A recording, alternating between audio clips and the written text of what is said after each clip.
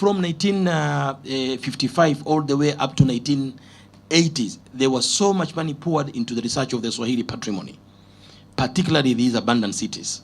So as a result of that, we were all heading to that side, you know, and there was little interest on all other, let's say, Kaya's, one sites, colonial, even colonial. Interestingly, they were not even interested with the colonial buildings, which are so many, and some of them, they are falling apart, you know.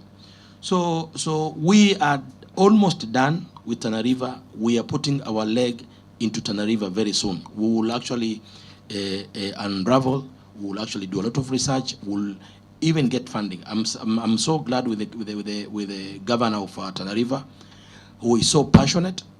Where I spoken to him just the other day, he called me. He wanted us to go there and try now to revisit the entire strategy of conservation and also promotion of the cultural sites of Tana River. So I'm sure the church in particular and the sites, including many of us we don't know, there were about 3 to 4 Mau Mau holding camps in this country, and Tana River has the best, including the Mau Mau Secondary School, including the Ariseni, who is also holding camp for the Mau Mau freedom fighters. Yes. So that I think I should be able to answer. 1, 2. I want to ask you something very interesting. Have you ever had a politician standing on a podium saying that if you are going to give me your votes, I will build you a museum? You ever had, whether here or anywhere? Even in the developed world, in America, have you ever had Obama throughout that campaign period, for instance, saying that I'm going to make sure that I'm going to build several museums if you're going to give me your votes? Museum doesn't sell in politics. That's why it doesn't get money. Each time, the day that a politician is going to stand and say that mukinipatia kura nitawajengea museum, that is the day we're going to get the money. You know, because you as a voter, me as a voter, I want to hear that a school is built within my area, hospital, road, and there's fourth one, water. That's all. That's all. And if you want to lose votes, just say that nitawajengea museum, utakula mawe. Oh, there is a site here, they say Yumba or Mnarani. I want to make sure that all the visitor who comes to Kilifi will have to go to Mnarani. I'm going to build a very nice road to Mnarani. Watakwambia hivi wewe usicheze na sisi. And it is, I personally, I could be one of them saying the same thing. That wewe usicheze na sisi. We want a school. We want a hospital. We want that and that and that. And as a result of that, if you analyze all the budgets, we have analyzed all the budget from South Africa, which is one of the very rich country, all to North Africa, including Egypt, which gets over 6 million visitors, you know, per year. The country is yet actually to allocate resources to conservation of those patrimony. They just want to kupata, getting the revenue, but putting the money, it will go to something else. We love new projects in this country. We don't want to get into Gede, renovating those ruins, which at the end of the day, atupati kitu kidogo, sio? So, because the politician from CDF, we have presented several proposals to CDF that we want these ruins to be renovated, and they're telling us those are not supposed to be renovated. If they fall down, the history becomes better, actually, because they are designed to fall down, you know, for that matter. That's one politician who's telling us. So in short, it is very, very difficult to convince the government. Each year, over the last 10 years, I want to tell you a secret, which I'm not supposed to say though. Over the last 10 years, until 3 years ago, National Museums of Kenya used to get 20 million Kenya shilling as the budget for development in the entire country. Only 20 million. And the 20 million, you cannot even renovate even Gede. You see?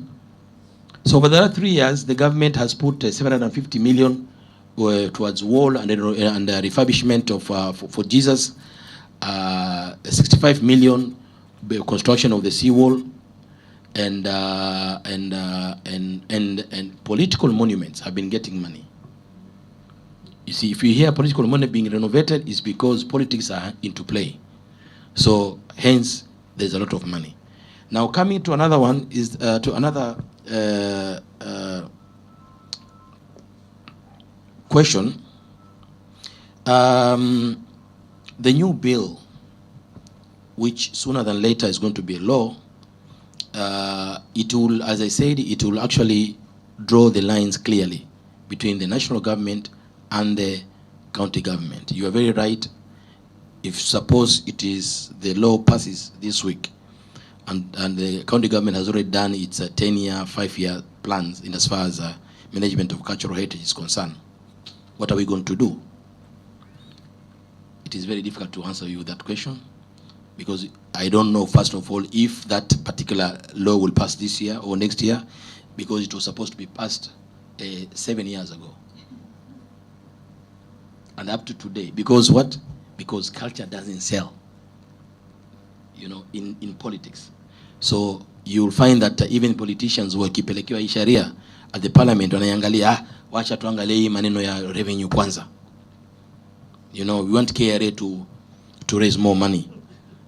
Chana na hii takataka ya magofu, you know. Even us, you know, we become so important when you go outside of the country. If you say that you are a curator, everyone in Europe, America, Japan, those kind of countries pay attention to you. You are a curator. But here, if you say you're a curator, then nobody wants to even to see your face. They don't want even to hear. They don't even to ask you who is a curator. A curator is somebody who works in the museum. In the museum, you know. Then another thing is that question nyingine imeulizwa ni by Dr. Athman Lali. We had this wonderful project which was funded by European Union, which we were supposed to renovate quite a number of houses. But it is again the same story. When a donor gives us money as a country to do a specific project, and that particular project is supposed to have a continuity, what happened is that at the end of that project, the Kenya government or any other local government should take it over. That is the mantra. You know, it's supposed to take over and continue with the whole thing. Unfortunately, after that, we forwarded, Dr. Khan came up with a wonderful proposal to continue with the restoration of these houses. Today, because we were unable to continue, a number of houses are actually falling within the old towns, both Mombasa, Old Town, and Lamu, Old Town. So I quite agree with you. We need to be supported. We need to seek that help from the communities to echo, to make a lot of noises so that the government can hear those noises and continue to support and also to invest into these, into the patrimony. Now, Baobab tree. Dr. Athman, you are very right. Even as we were shocked that Baobab tree are being sold and exported. Funny enough, or good enough, is that none of these Baobab tree were actually taken out from the kayas. Were actually sold by private people who used to have a number of them in their farms and uprooted them, and they were taken, some already sold to foreign countries. I'm so glad that the Kenya government immediately intervened, and they actually stopped 1 or 2 lorries on the road, which were ferrying some of those baobab to the port. So I believe no baobab tree will actually be sold again, given that the government agencies are actually now on toes in as far as that matter is concerned.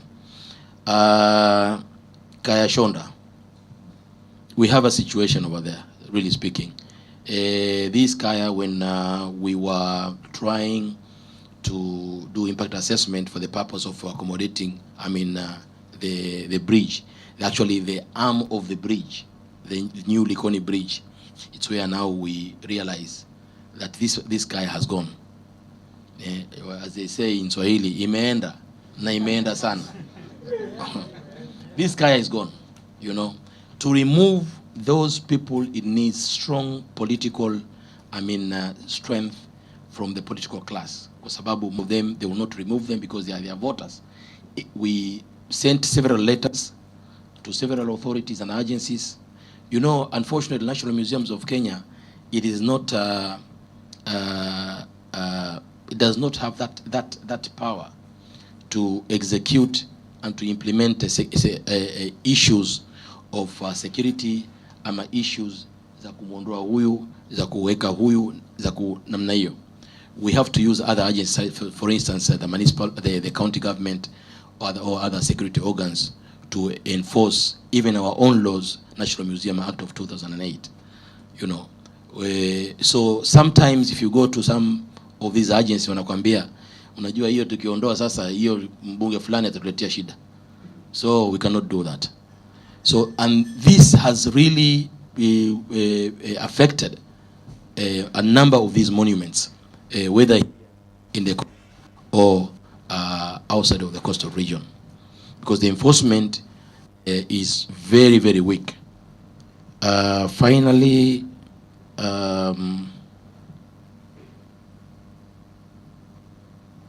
I want to mention something very important that has been mentioned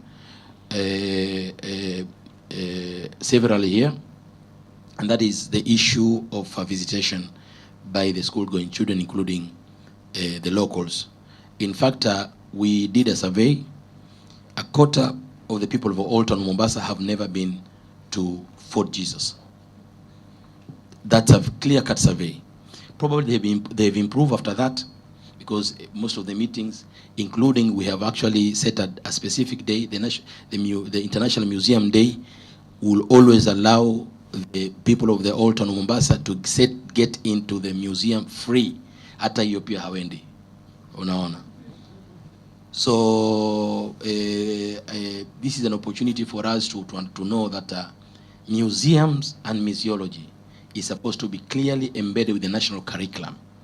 For instance, if you are learning about the Portuguese history in East Africa, katika ile topic, kwa wale walimu, kama kuna mwalimu hapa, at the end of this topic, the students will be able to visit the Fort Jesus or Vasorogama pillar, because those are the only fixtures that are known, clearly erected by the Portuguese 500 years ago.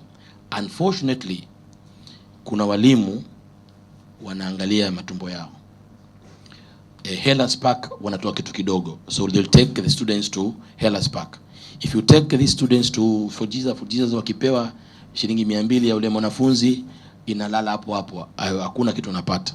So it's about what you call commission. See, it's not about the national curriculum. And in fact, some of them, they will actually bring the students all the way from Kisumu or from Northeastern, from wherever, all the way to the fort. Wanaonyesha hii ndio fort. Let's go to the Hellas Park after that. So they go to the Hellas Park, or they will travel all the way to Malindi. If you want to view the pillar from the other side of the beach, you can actually see it clearly. That is the Vasco da Gama pillar, and they connect that one with Gede also. Na Gede pay iko hapo ndani, So you remember, these are 40 students each. They have actually paid about 8,000-9,000. So all this money goes to the teachers. So this is the problem that we have. There's no enforcement to the national curriculum. There's nowhere you can ask a teacher, kwa nini ukupeleka mtoto to this or that kind of monument. So all over the world, the reason why that museums were set, they were set because of education. not because of tourism. Tourism is a 21st century thing. It came later, but initially when it was, as you are very right, Nani, it was set as a hobby industry, where I bought a very nice Swahili chest. I want to show to my friends. I will actually.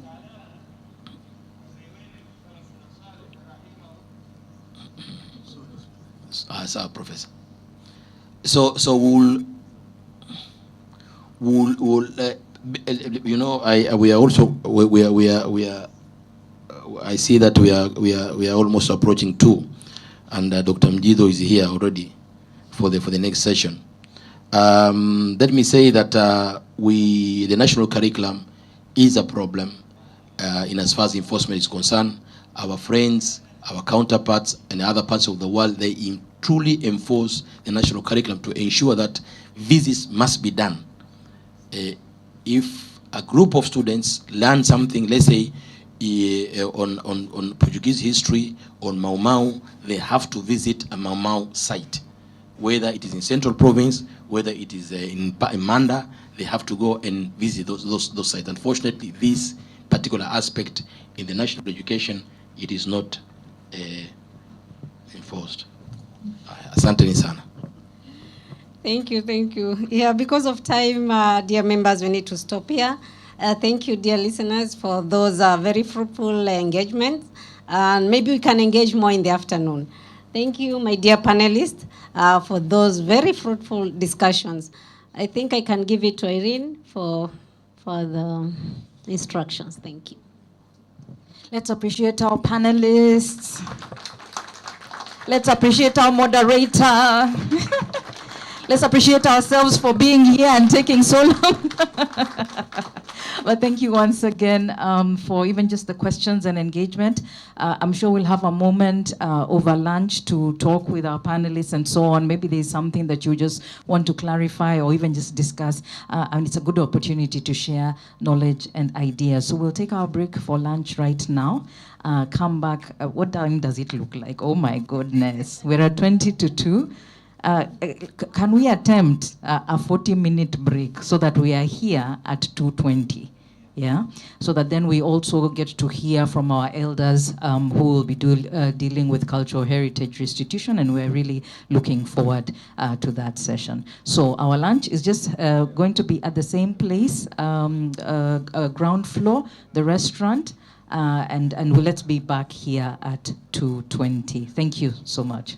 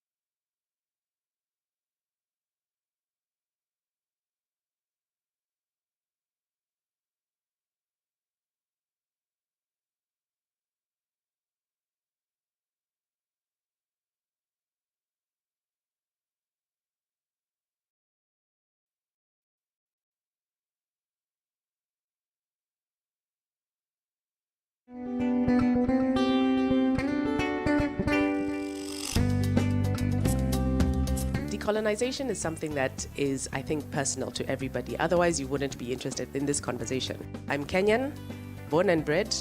My name is Moihaki. However, whenever I go into a place of where I need to write down my name, go to the bank, share my ID, I'm asked, lakini hiyo jina ingine, what's your first name? And I say, Moihaki. No. What is your English name? They say, but I don't look English. Why do I need to have an English name? And it's not to say that there's anything wrong with a Kenyan having an English name. But the question is, why is my ethnic name insufficient? We believe that cultural heritage, the cultural assets passed from one generation to the other, ought to be integrated purposefully in national development agenda, not only because of its role in identity formation, but also because of the wisdom and knowledge it carries with it. But due to the African experiences through slavery, colonialism, and post-societies, policy and legal frameworks that the government has set out. And the first one is the formulation of the National Cultural Policy on Culture and Heritage. The goal of this policy is to promote understanding, appreciation and respect of cultures. The second policy that I may want to mention is the Languages of Kenya policy. In decolonizing the mind, Ngugi sees language rather than history or culture as the enabling condition of human consciousness. The choice of language and the use of language is central to a people's definition of themselves in relation to the entire universe. The use of indigenous language is very germane to the decolonization discourse, hence its strong representation in the Constitution. We all realize from our own lives that it's very difficult to trust something or someone that we don't understand. And how do we begin to understand people? That's through engaging with their stories, through their culture. And it is our artists who tell our stories to the world, and it's our artists who hold our cultural heritage and our legacies. The work of unlearning and unpacking is not limited to outright rejection and overthrowing. When we think of decolonization, let's not just talk about rejecting. Let's also talk about how we adopt, borrow, submerge, and use within. If you ask your Uber driver next time you're in one, museum kuna nini? What's in the museum? They'll say, uko ni kwa nyoka. And that's what they know. So if we go forward and with the Google team, then take a glimpse, a picture of what we do in some galleries, they have an idea, and that will push them to come. Unaweza kwenda kokote, unaweza fanya lolote, yeah.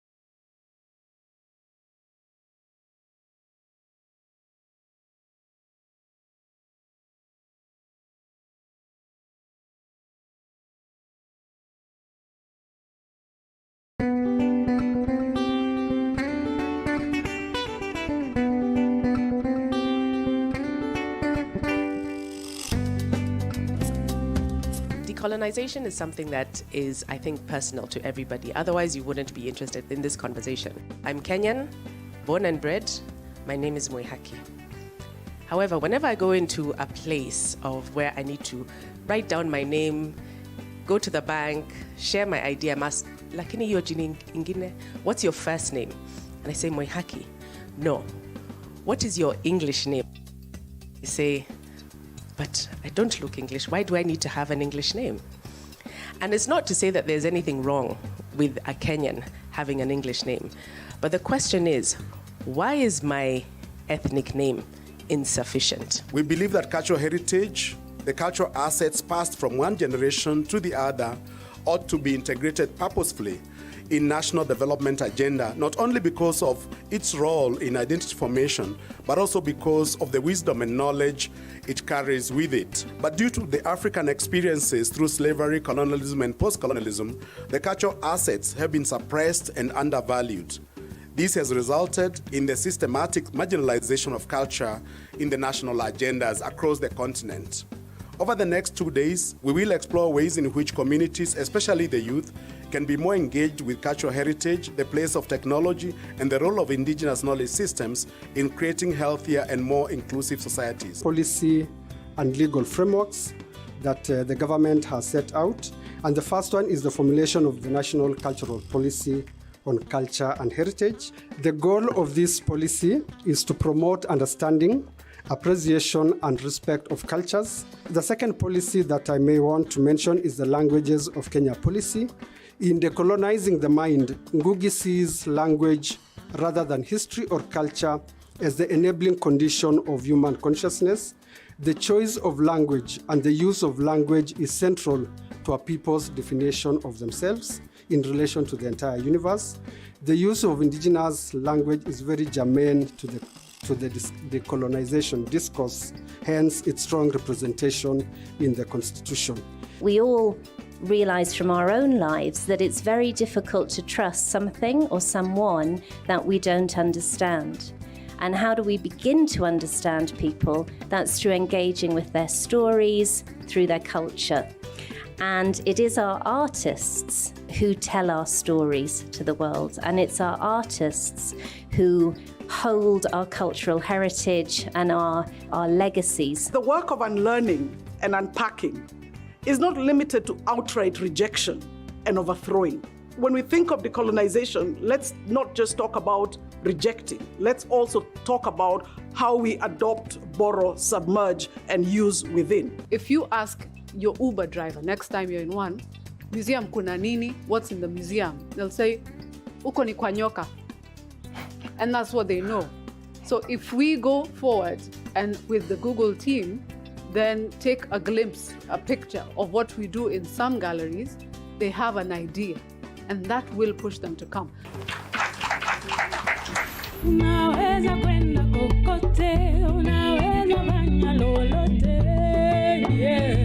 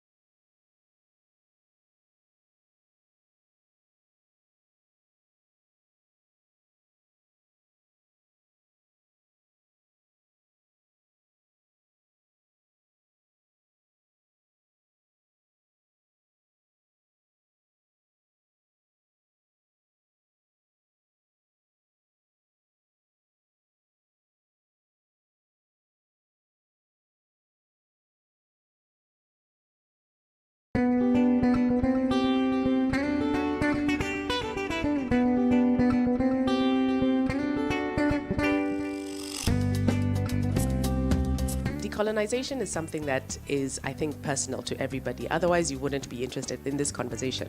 I'm Kenyan, born and bred. My name is Moihaki.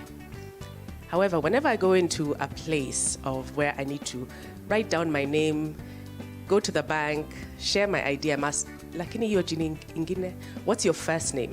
And I say, Moihaki. No. What is your English name? They say, but I don't look English. Why do I need to have an English name? And it's not to say that there's anything wrong with a Kenyan having an English name.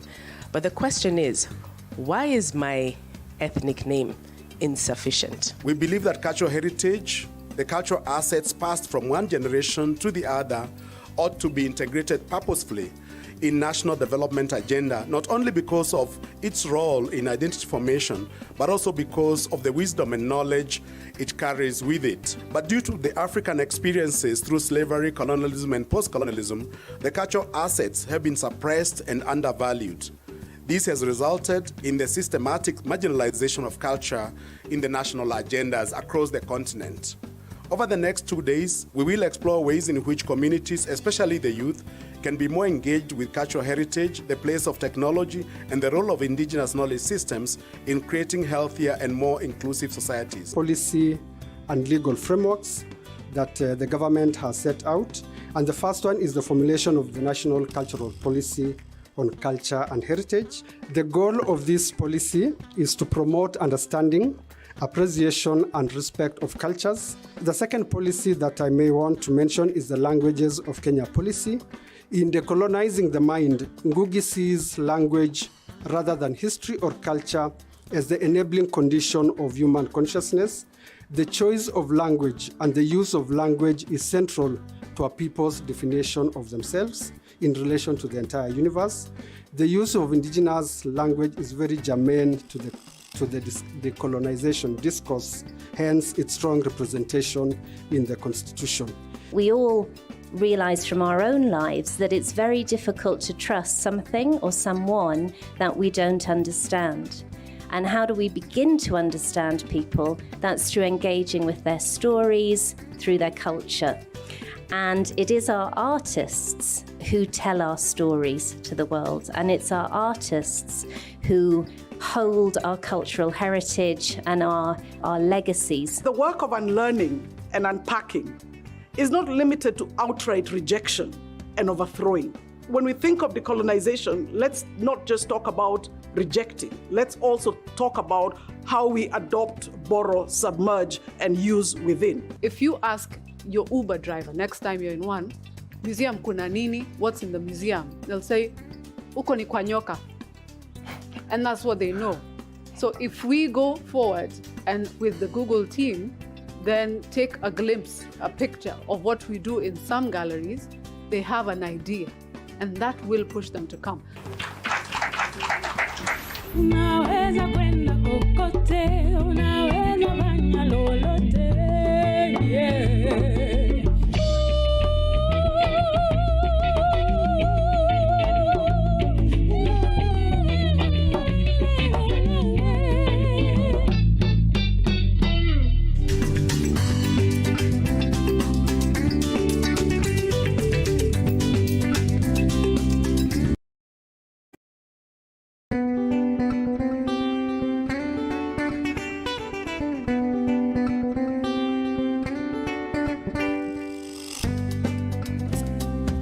Decolonization is something that is, I think, personal to everybody. Otherwise, you wouldn't be interested in this conversation. I'm Kenyan, born and bred. My name is Moihaki. However, whenever I go into a place of where I need to write down my name, go to the bank, share my ID, I'm asked, lakini hiyo jina ingine, what's your first name? And I say, Moihaki. No. What is your English name? They say, but I don't look English. Why do I need to have an English name? And it's not to say that there's anything wrong with a Kenyan having an English name.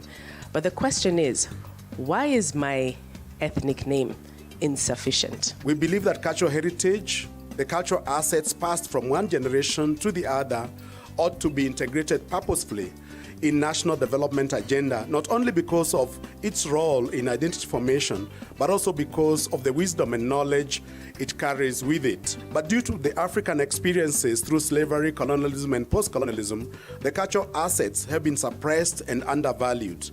This has resulted in the systematic marginalization of culture in the national agendas across the continent. Over the next 2 days, we will explore ways in which communities, especially the youth, can be more engaged with cultural heritage, the place of technology, and the role of indigenous knowledge systems in creating healthier and more inclusive societies. Policy and legal frameworks that the government has set out. And the first one is the formulation of the National Cultural Policy on Culture and Heritage. The goal of this policy is to promote understanding, appreciation, and respect of cultures. The second policy that I may want to mention is the Languages of Kenya policy. In decolonizing the mind, Ngugi sees language rather than history or culture as the enabling condition of human consciousness.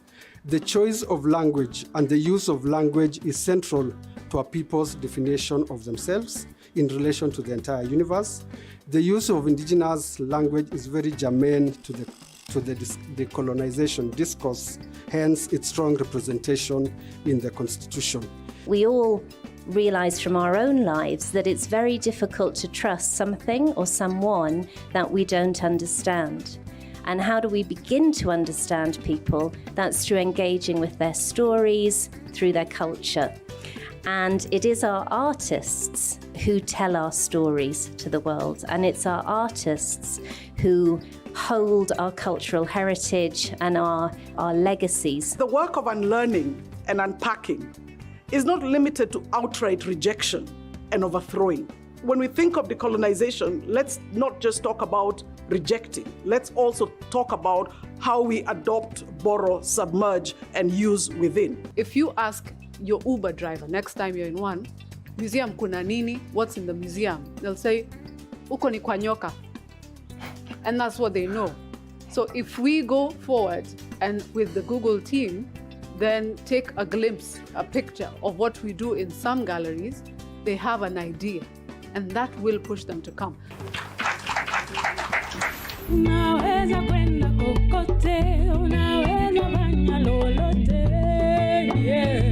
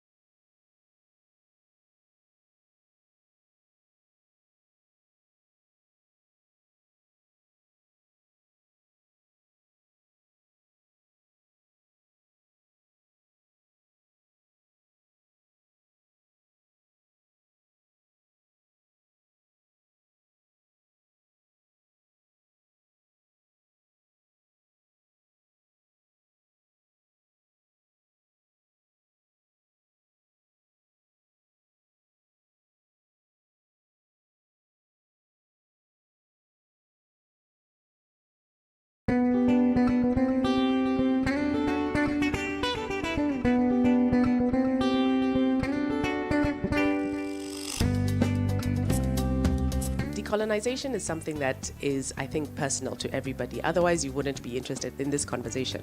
I'm Kenyan, born and bred. My name is Moihaki.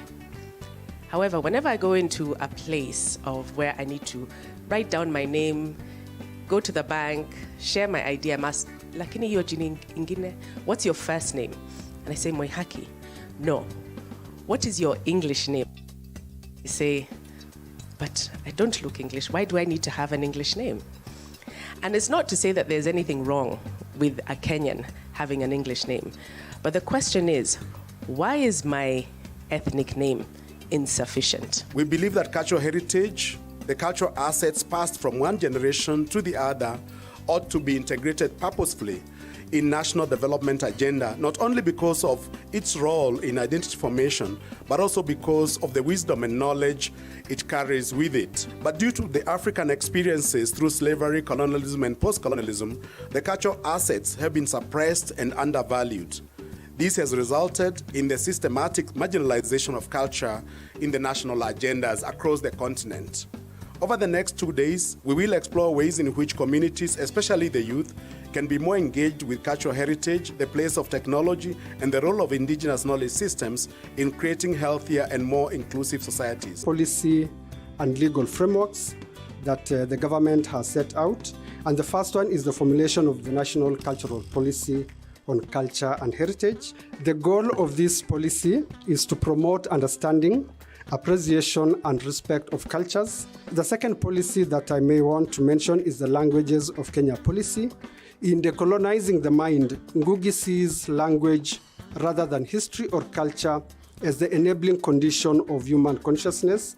The choice of language and the use of language is central to a people's definition of themselves in relation to the entire universe.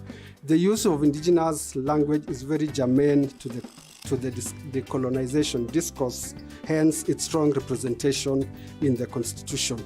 We all realize from our own lives that it's very difficult to trust something or someone that we don't understand. And how do we begin to understand people? That's through engaging with their stories, through their culture. And it is our artists who tell our stories to the world. And it's our artists who hold our cultural heritage and our legacies. The work of unlearning and unpacking is not limited to outright rejection and overthrowing. When we think of decolonization, let's not just talk about rejecting. Let's also talk about how we adopt, borrow, submerge, and use within. If you ask your Uber driver next time you're in one, museum kuna nini? What's in the museum? They'll say, uko ni kwa nyoka. And that's what they know. So if we go forward and with the Google team, then take a glimpse, a picture of what we do in some galleries, they have an idea, and that will push them to come. Unaweza kwenda kokote, unaweza fanya lolote, yeah.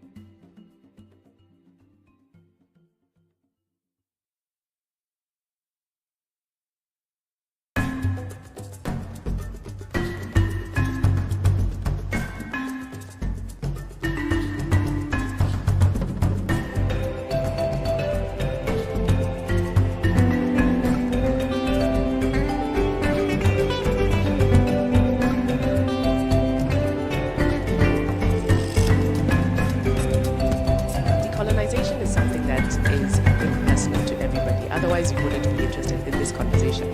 I'm Kenyan, born and bred. My name is Moihaki. However, whenever I go into a place of where I need to write down my name, go to the bank, share my idea,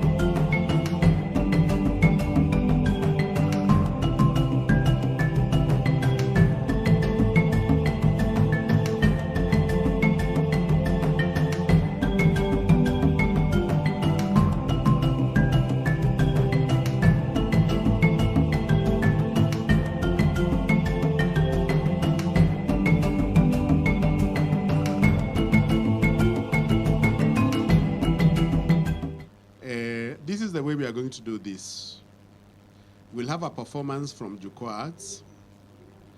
Then after that, we will move on to discussing about the Pokomo drum.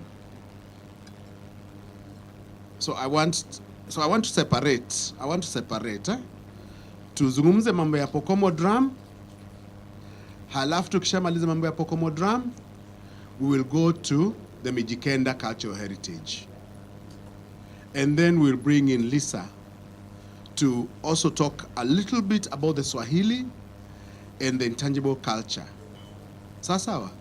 So that's the way I would like to do it, so that we sequence. Alafu, from there, we'll be moving on to recommendations and closing remarks. So, we bring the Jukwaa Arts. Yeah? Karibuni sana. They are a totally amazing group of creatives. They are able to weave in and out of our thematic areas rather well. Caroline, uko sawa, eh? Aya.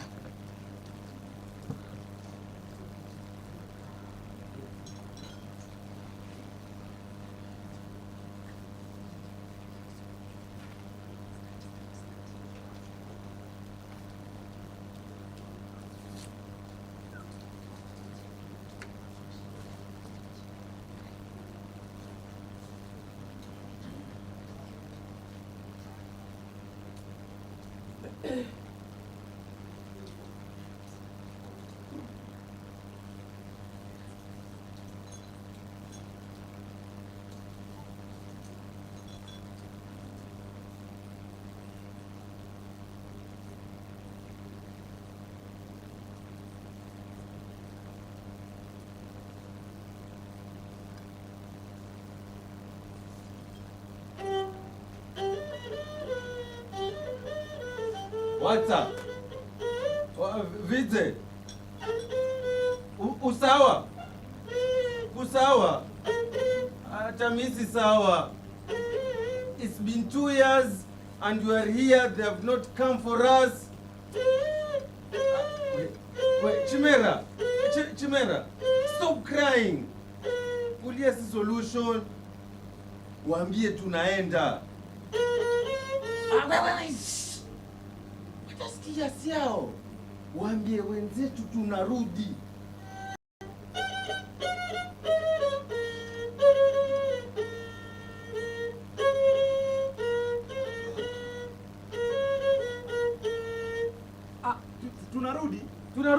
Tunarudi finally. Finally maze. Maze tumetoka na sama, winter. Tumeko tu hapa tumekaa sana huku bwana. Finally tuende nyumbani bwana. Masi vigangu vimekaa huku London mpaka vinakaa vya huku bwana. Acha tuende tu nyumbani sasa hii. Tunarudi finally. Lakini amesema kitu kimoja. Lazima tuende sote. Na nini tena? Sasa amesema tuende sote. Twende sote tukakusanyeni sote vigango vyote twende pamoja as a team. Basi twendeni. Sasa tukusanye kila mtu hapa alafu ndo tunajua vigango tuwezenda moja. Ile lot ya kwanza ilienda, sasa hii lazima twende sote pamoja. Lazima. Wewe hesabu huko, mimi na hesabu hawa huko. Sawa. 15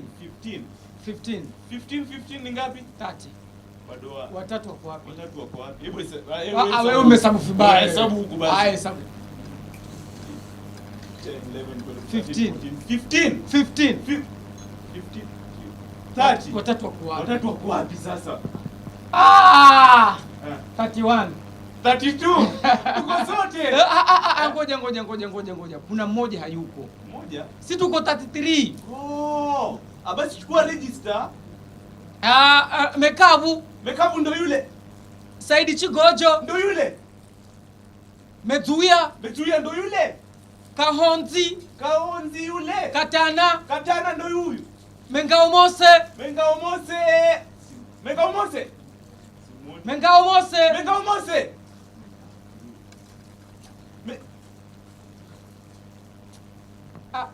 Hello. Hello. Hi. Hi. We are looking for one of us. Yes. maybe kama umemuona utusaidie. Okay, and who are you? We are Vigango. Yeah, Vigango from Michikenda, Kenya. Okay, so you're not from around here? No, we are stolen from Africa. Yeah, just found ourselves here in London, kwa museum. Hata tujui tufanya nini. So we want to go back home. Tumeitana, so bado tu mtu mmoja hatujamuona. Please help us. Okay. And who are you? I am a historical African piece of art from London. Historical piece of art from London. Yes. African London. Okay. Sawa. Confusing, sijui kizungu lakini hapo sielewi. So, will you please help us find uwe moja wetu so that we can go back home? Sure. How many are you right now? We are 32. Bado moja tu tuende zetu. Okay, so I get you're supposed to be tatitiri. What? Tatitiri. Ni wewe. Tatitiri, hiyo ni ya Kirabai. Umetoa wapi wewe? I'm sorry, I think you must have me confused with someone else. No, menga umose ni uwe unakumanya. Hiyo zigomba ni ya Kirabai. Tatitiri. Hakuna mzungu sema tatitiri. Ina nyumbani tu. Chijiriama ni chikomu. Wewe ni waje? Menga umose. Inde nyumbani. Wewe si an African piece of art from London. No. Wewe ni an African from Africa lost in London. Twende nyumbani. Let's go home. No. Let's go. I don't want to leave here. They clean me all the time and they come to see me and everyone takes pictures of me, and I've met all dignitaries from around the world. I've even met the Queen, God rest her soul. I am not leaving. I will not go. Lakini sisi ni Vigango. Sisi wa kukaa kwa museum na kupigwa picha na wazungu, sijui kupiga na queen. Sisi ni part of the community. We need to be in the community with our people. Watu wanatuomba kwetu sasa kuna shida, we have calamities, we have hakuna rains tena, kuna drought, watu wanakufa na njaa because we can't even assess them. Prayers zikifika zinakuwa translated hata tuelewi tena. So just let's go home. Sisi sio kwa museum. Wow, what is that beautiful music? Wait. That's not you ni mtu nyumbani utuongelesha. What's up? Mwiko. Where are you? Ni 40 Jesus. Uko ni wapi? How many Jesus? 40 Jesus. Is that in London? Wait. Ni Mombasa. Home nyumbani. We are coming. No. Yes. We are coming. Yes, we are coming. Yes, we are coming. No. Yes, we Vigango are coming there. Where? Huko. Wapi? London. Why? Hatutaki kukaa huku, watu hawatujui, hawatuthamini. You are home. Hakuna mtu anatujua kama Vigango. Yaani ile watu wanachukulia mimi mbao. Paka wanataka kunitumia kama mwiko. Alafu wametutupa kama mbao ya choo. Basi wametupa. Wewe. So sisi ni turudi. Sikiza. Nenda ukamuulize mzee anaitwa Chitetemo. Yuko huko Rabai, yuko atakujua. Mfumulize. Chitetemo alikufa. Aya. Basi nenda ulize Matuma anaweza kuwa anatujua. Matuma wajibana. Wajibana. Huyo anaweza kuwa anatujua. Alikufa 1990. Basi ulizia Mesada. Mesada nani? Oh, I know. She used to sing to us when we were children. Haye!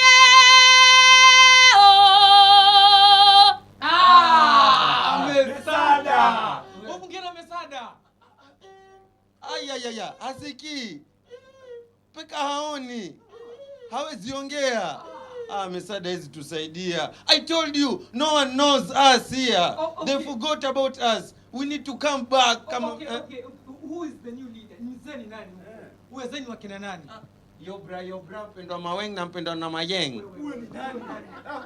Brayo ni nani? Brian. Kuna mwingine? Layton. Brighton. Clinton. Mato. Mose. Kevo. Hawezi kujua hao watu. Wametusahau. Vigango sisi tunakaa tu. tumefika mwisho, naweka kikomo ya kurasa ya hadithi yetu sisi. Mahali tumefika, hatutaonana tena. Pokea mkono wa buriani, laiti ningalijua hatutaonana tena, ningekujulisha jinsi ninavyokupenda wewe. Pokea mkono wa buriani, yashamwagika hayazoleki, majuto usijitese na ya jana. Pokea mkono wa buriani. Kwanza. Kama hawakuthamini tena huko, ni kama umesahau vigango. Hatujulikani tena huko. Sasa wewe ndio tu huku, maybe tutakuja tu oshwe, wanatuthamini huku. Vipi tutapata picha na King sasa hivi ni Queen ilikuwa. Did they take us from our people so that they can erase our identity? Acha turudi.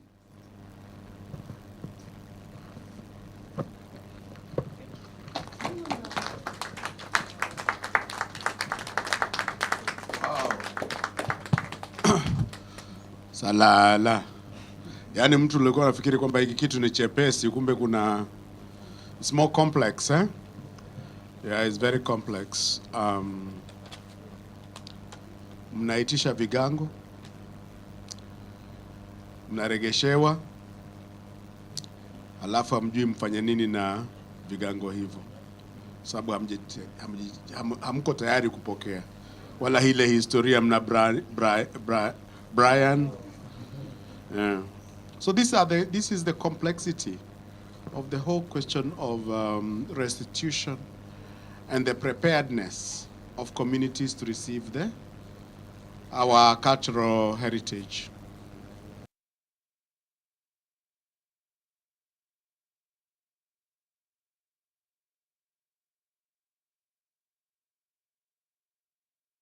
As I said, we will not start with Vigango. We will start with the Pokomo drum. And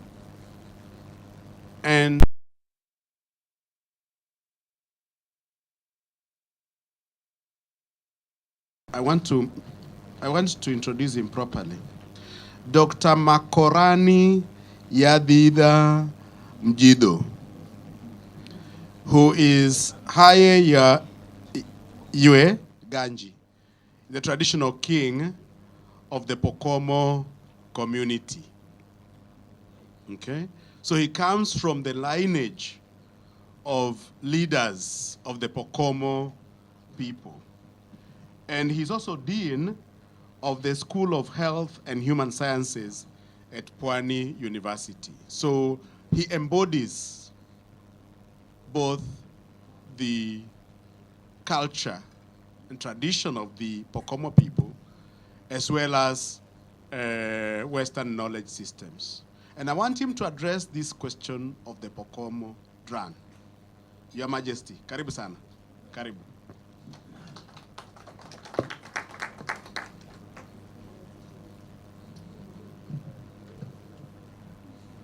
Assalamu alaikum. Good afternoon.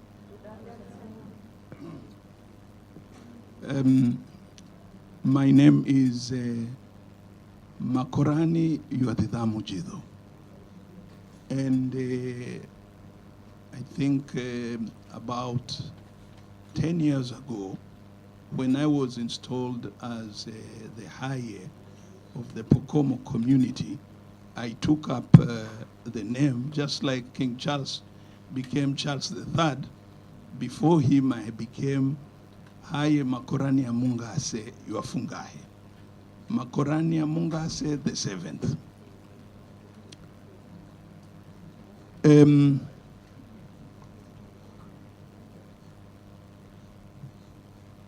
it is not easy to go into a house and it has been left without occupants and you have to make it inhabitable, and that is what I had to do 10 years ago. I'm sorry about this phone. Let me put it off first. Somebody's phone and I don't really know.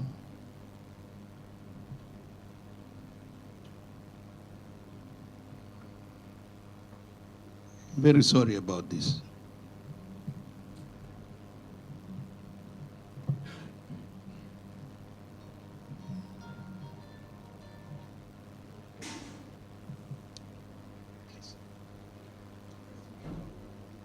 I don't know how to switch it off quickly. Somebody stole my phone in this town. That one I could have put it off very easily. Let's go back to what we were supposed to do. Who are the Pokomo? The Pokomo is a collection of communities. That is why I say I am the traditional titular head of the Royal Nation of Pokomo communities, not Pokomo community. We have between 14 and 21 communities, depending on who is counting and when he was counting. Because originally we were just about 11. And roughly we are divided between the northern and the southern, or the upper and the lower Pokomo. That is a general description of the Pokomos. And we have lived as brothers and sisters from time immemorial. The funny thing about the Pokomo, which I love about them, and they are my people, I'm very proud to be one, is that when you go to a house where you find a Japhet, they will give you food. You will tease each other, and you will not leave the house without a roof above your head. And when a Japhet goes to a Muhammad or an Abdallah, their treatment is reciprocated. And I think that is still strong. We have still not lost that, despite the inroads of the multi-parties, multi-whatever, multi-isms and isms and isms. And that one is therefore something we have to be proud of. Now, the Pokomo is also a marginalized community, one of those very marginalized communities in this country.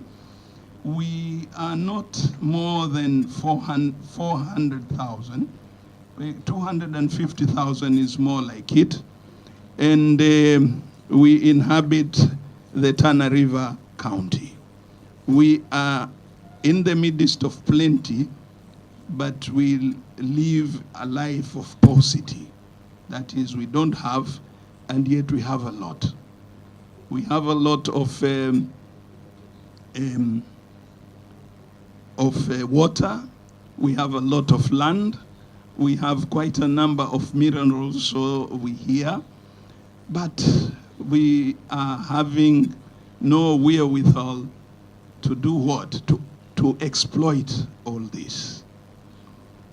That brings me to the so-called drum. I say the so-called drum because although the Ngaji is sometimes referred to as a sacred drum, I would wish that we just call it Ngaji because there is no equivalent.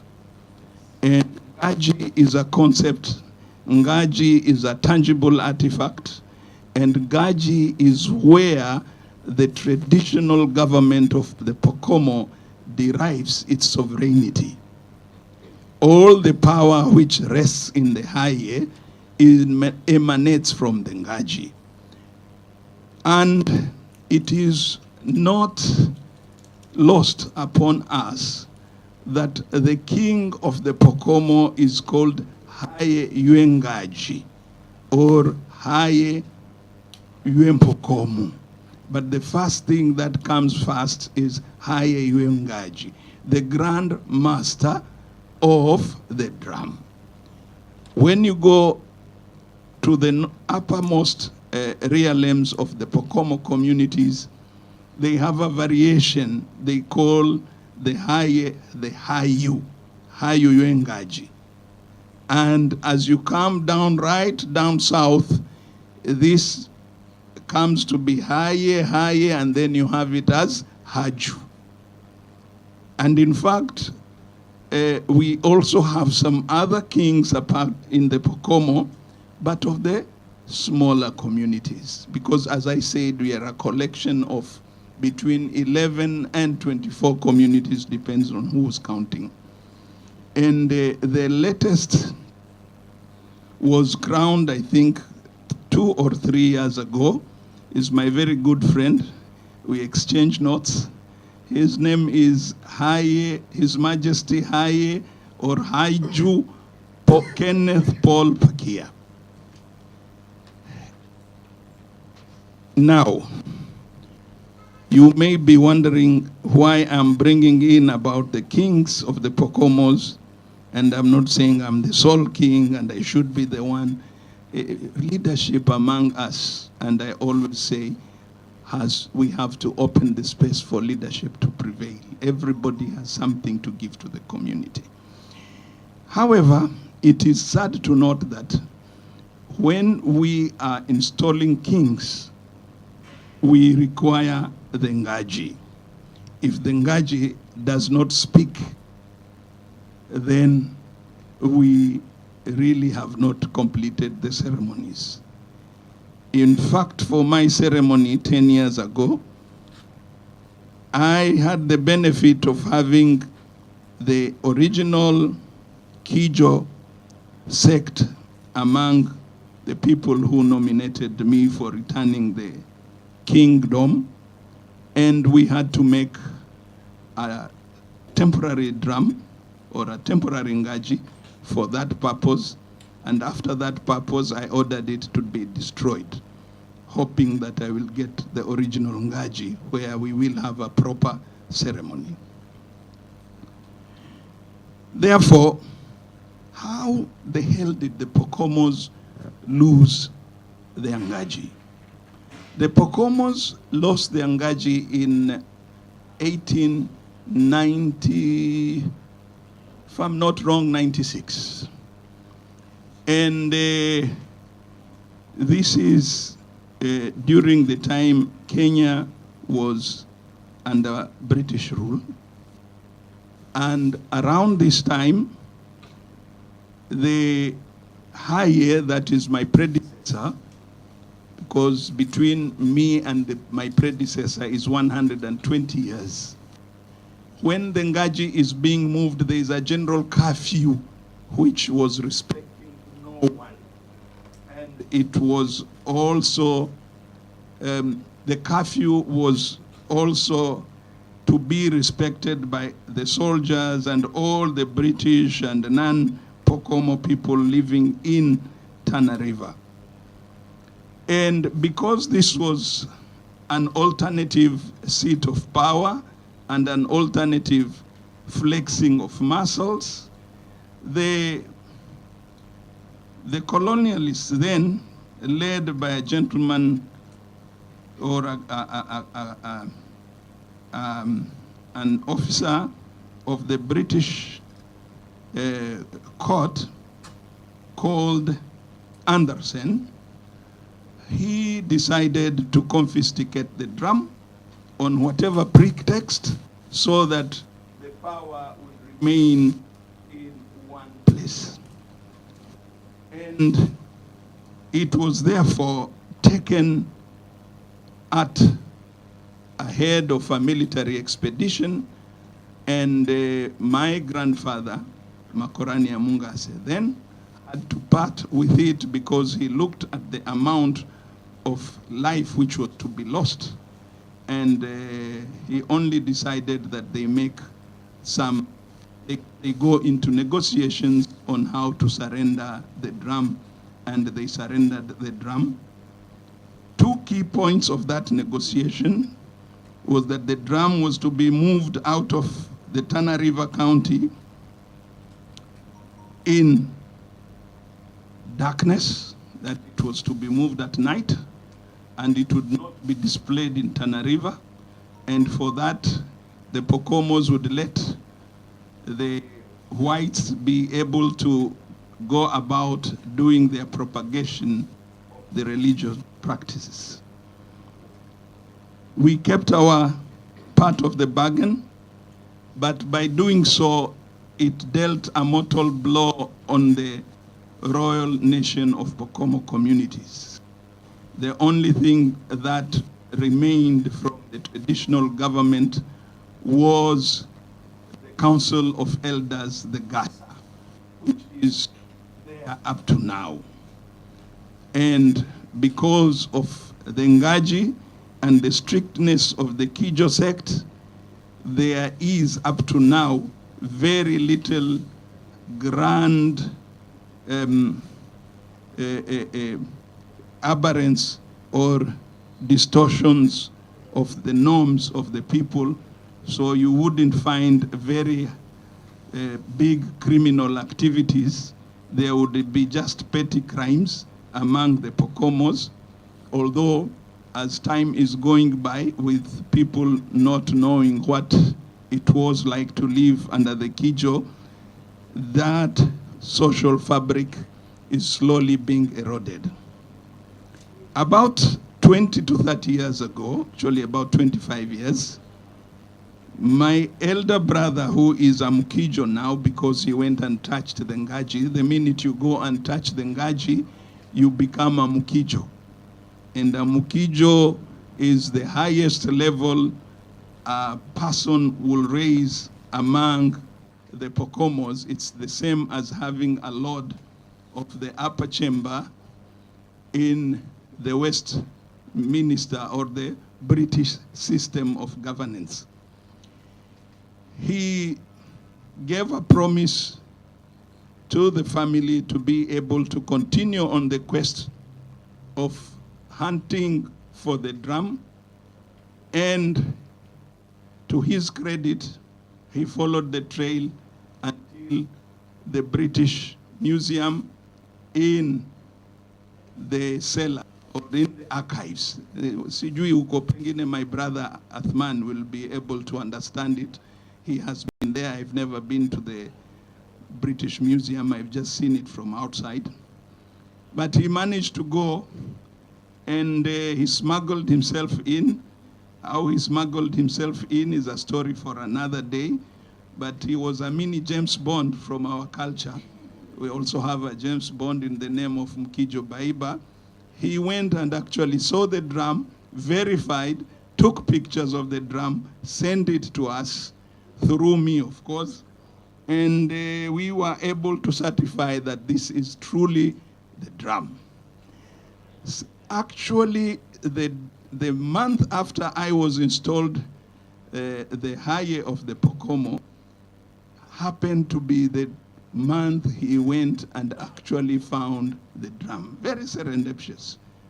But there is no serendipity as far as we Africans, we believe that all things are ordained. And I took it and went to the Kijo Council, and we were able to verify that it was. But verification that this is Yongaji and getting it is two different things. All the Wakijo, without exception, looked at the Ngaji, which is in the British Museum, and said this is the real Ngaji which was taken from us. We knew that there was another Ngaji in Norway, but we did not run towards that. We wanted to get the main one, then we would always go and ask on the other one. So we went into negotiations about 2 years ago during the time of COVID. We had entered some negotiations with the British Museum, and we managed to talk to them at the highest level. And after our presentation, you could see that some of them were about to shed tears of shame. And they said, if it was in our power, we would have handed you your drum today. They considered that From that day, the drum would not be exhibited, just like it had not been exhibited before. Even pictures would not be taken without our consent. And we sat down and thought that this is very good, and the Queen's people are very nice people. And they said they were going to do due diligence, which they have been doing until I think 2 weeks ago. That's when they said, probably this is not your drum, it belongs to those Christians who gave it to us. And therefore, technically, it is not yours. But they are forgetting one thing. What is my name? I am the Haye Yue Ngaji, the Grand Master of the Ngaji. It means all Ngajis in the kingdom. And by that time, those Christians were giving them this Ngaji, which is now in Norway. They were under the realm of my grandfather. And my grandfather was the Haye of the Ngaji, which I am. So technically, even if we go by their laws, that Ngaji belongs to me. Number one. Number two, what will they use the Ngaji for? They don't know. Even in the plaque which they are displaying the Ngaji, they write use unknown. The use is unknown because the use, it was not something to play like my friends were playing here and were feeling good. Actually, that rhythm of the African violin, if you're an African, it touches you. But this instrument which we are talking, you don't play it with your hand. Even if I go and tell, I want all people from England to come and try to play this instrument, none of them will be able to. The drum, if we can call it so, but I call it Ngaji. When I call it a drum, I belittle it. Its height is 8.9, 8 feet 9 inches. It is not, yes, feet, sorry. It is not played with the player standing. It is played on trestles. And you don't hit it with your hands. It is a friction drum. And according to the scientists who are there and everywhere in the world, they believe it's the best scientific friction drum ever made. And if there is a better one than the Ngaji, I will willingly give up my Ngaji and take the other one. But I believe there is none. And the thing I will be able to say positive about the British who have my drum is they kept it in a pristine condition. Even the lacquer on the wood, even the painting and the markings on the drum, even the skin was kept in such a condition that you may feel that the skin has just been placed on the drum. It is some work which takes a lot of artistic, great artisans to make, that it is unheard of to say that it has been made by other people other than the great artists under the Haye Yue Ngaji. And one point we have to understand, they say the other one, you must have had the one in Norway because it looks like it was used so much.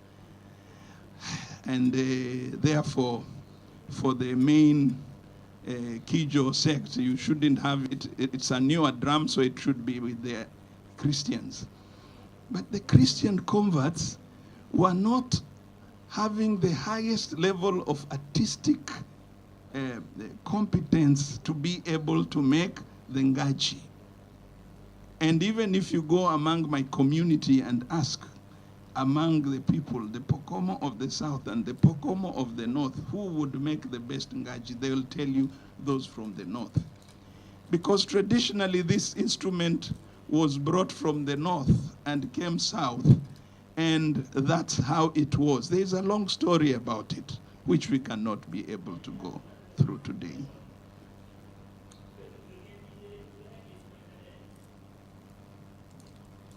During the journey towards getting the Ngaji, I would wish to point to some people who had a lot of support, who gave us a lot of support.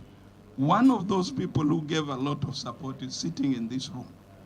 His name is Mr. Athman. Mr. Athman, who is in charge of the National Museum. This is what we got. We get every year. These are the stuff that you must have, whether you like it or not. And he shows me the direction to go. And he actually even, we go into how these people think. And we are able to strategize with him. And then I communicate to Mkijo Baiba, who's the representative of the Pokomo. The Pokomos have a representative in the United Kingdom, who is the representatives of the Pokomo in the United Kingdom and continental Europe. We recognize him. If they don't recognize him, we don't mind. But we recognize him, and he's done a great job. Another who has done a great job is Mzalendo Kibunja and his team. And we have gone also through the Ministry of Foreign Affairs, both His Excellency the Ambassador in London. We don't have a new one, I think. It's still the same one. We have also the Black Alliance movement in Liverpool, as well as the MP in Liverpool. And we have the aristocratic movement in Poland. In Poland, I have my opposite. And we go and discuss, and they also take these issues. We are also recognized at the European Union, and we have been invited for activities there, including an economic forum where we took a government delegation. So with this, the Pokomos have moved forward. However, right now, we are bracing for the next wave of fight to bring back the Ngaji. And I believe it is going to be very bruising fight. So if you have an artifact, even if you go and find it in a pocket of a Brazilian, in a pocket of a British, in a Briton, in a pocket, shirt pocket of an Italian, and you say this is mine, you will still have a bruising fight to have to get it. We have been fighting now for 20 years. We haven't brought our Ngaji, and we hope that we will be bringing it back with your support in this room. And I appeal to you, whenever one of us comes to you, even if it's my brother, yes, he comes, don't say you are from the south, he's a Pokomo. I've known him for a long time. We've been good brothers. So we are collectively asking for this. We have in fact discussed with Mr. Athman. We know exactly where we will put it for safekeeping. So it's not an issue about safekeeping. That's one of the questions they had. But we said we know how to keep it. It's not theirs, it's ours. So for the sake of time, for the sake of hearing about the beloved Vigangos, which I'm also very much attached to, Athman knows this, I would wish to say thank you very much. I didn't want to bore you so much. I teach at Pwani University. I would want to tell you that from September we will be opening our doors to the first cohort of students to study medicine. If you have somebody who qualifies and you have a little money in your pocket, see me later on and we can discuss about it. Na nimeambiwa kama kichwa kinakuuma ndo nitakupiga sindano utapata afueni. Asante sana. Haye. I will not be calling it the Pokomo drum. It's the Ngaji. Thank you. Okay? Thank you, my brother. Thank you so much. With your permission, may I see? Please. Thank you. We have to bring back the Ngaji to the community. If the community was keeping the Ngaji before Anderson and others took it, they know how to keep their things. You cannot say that you do not know how to keep your things when you are actually keeping them before they were stolen. Isn't it? So the Ngaji must come back to the Pokomo community. We will take this as a Pan-African agenda, not just a Pokomo agenda. It needs to come back because it does not belong to the British Museum. We understand there is another version in Norway. Even that one, all the Ngajis in the world belong to the Aye. So they need to come back, okay? So we'll take this as a Pan-African agenda, and we will work together to bring it back. It needs to come back as a matter of urgency. But I also want to hear from the community point of view. And we have Edward. Yes.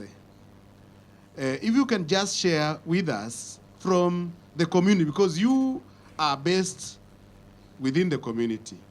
Just share with us briefly. I know we have heard from Daktari what it means to the community so that we can hear that voice before we transition.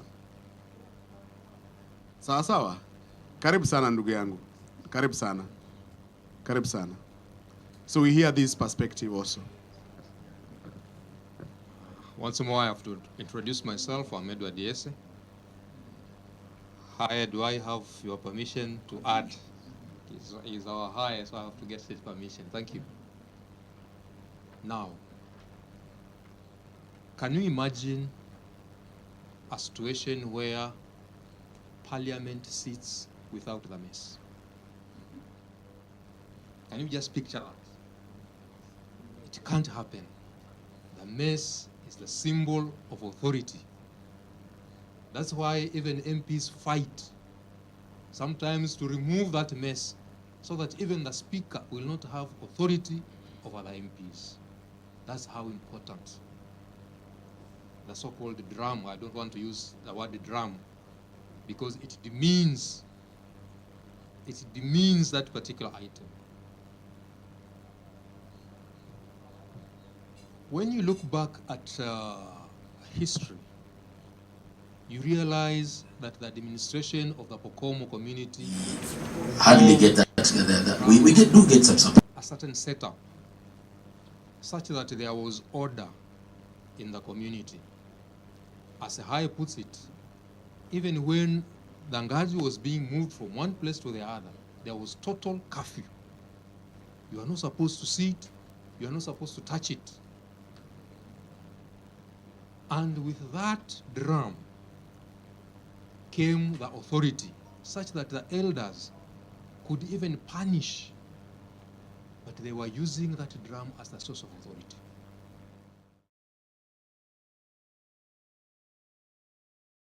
They could even banish people. Petty offenders could be punished. Serious offenders could even face death penalty because of the authority derived from the guys. Now, once you remove that particular item from the community, as J.J. Anderson did, it means the soul of the community was literally removed. To date, as Haya would put it, we are living in an area where there's plenty, but we are poor. We have the River Tana dividing our county into two, flowing all the way from the north to the south to the Indian Ocean. We have land on both sides of the river, but I can tell you for sure, we are not that rich as you would imagine. What has gone wrong? The soul of the community is missing. It's symbolic. With that soul in place, you would rest assured that the community would be united to fight a war that would enable them to develop, to ensure that there's no poverty, to ensure that there's strict discipline, but all that is going into ashes because that authority is missing. So we are not saying that we will change the situation. We are not saying that we'll go back to hidden ways of doing things, but we want that symbol of authority. Just like when we have general elections today, even if the president is elected and we can see even from the server that X has gotten 2 million votes, therefore he is the winner. Unless something happens, the swearing in with instruments of power, that's the time when the president officially takes over office and exercises his authority. It's symbolic. Symbolic. When you have initiation of the African society, the age mates, for those who go for circumcision, it's symbolic that you are now a grown-up and you can face certain challenges. That's why certain communities, no matter how old you are, they will insist that you must go through certain cultural rites. It's symbolic. It's not how old you are. It's not how young you are. It's not how healthy you are. But it's symbolic so that you can get favor from your peers. You can be respected. I didn't want to use that other word from the Kikuyu community because they have a very specific word to demean somebody who has not gone through cultural practices. It's symbolic. It's not anything else. It's symbolic. You gain favor from your colleagues because of that. The same way we attach that favor, the same way we say that this drum comes with that symbolism to unite the community. So all said and done, we still plead that that drum be repatriated back home so that we can unite our people and ensure that we prosper just as we had some times back. The land of milk and honey was actually in Tana River County, not any other place. Thank you. Thank you. Yes, absolutely.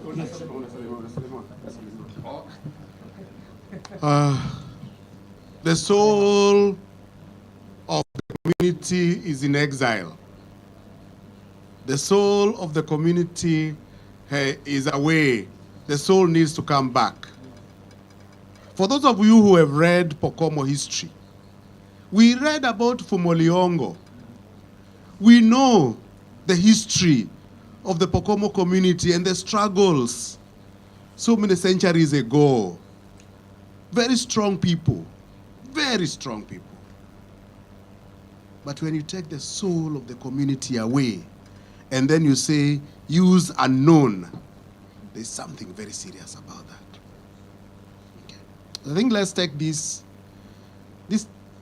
we say, bring back our stuff so we can get energy. Our energy has been taken away. Asante sana wazee, nashukuru sana. I want to bring in another issue. Ya Vigango. And I want to bring in Mzee Jimbi Katana. Mzee wangu, karibu sana baba.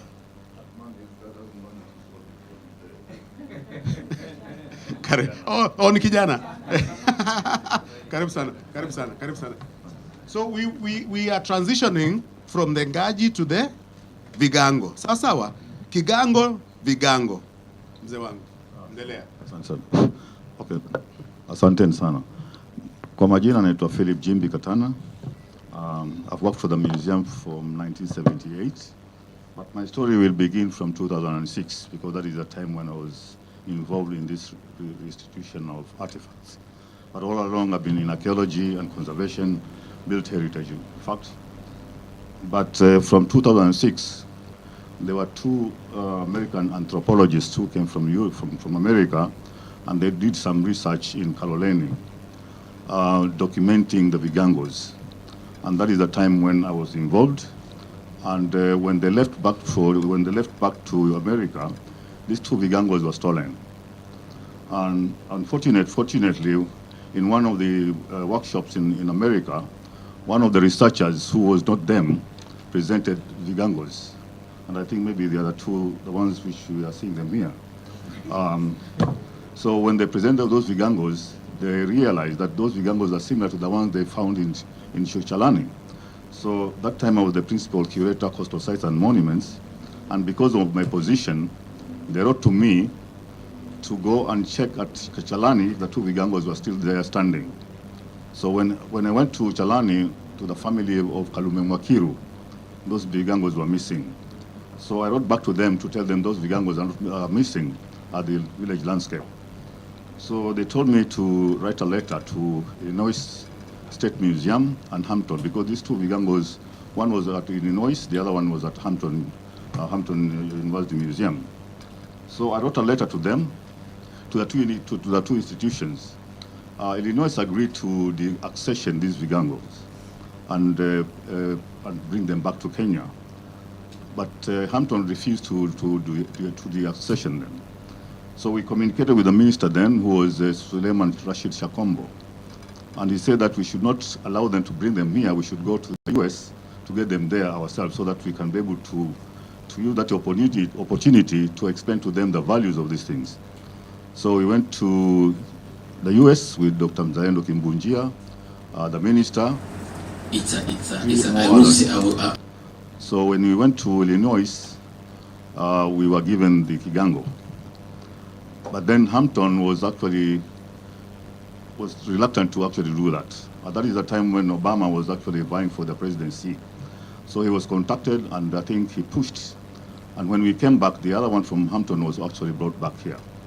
But because they had been documented, we had to send them back to the village where they came from, because we knew exactly that they came from Chalani, the family of Makiru. So we had to send them back with all the ceremony which goes with it. So that campaign which we did there generated some interest, and some other museums decided to bring their Vigangos from their collections. So in 2000, that was in 2006.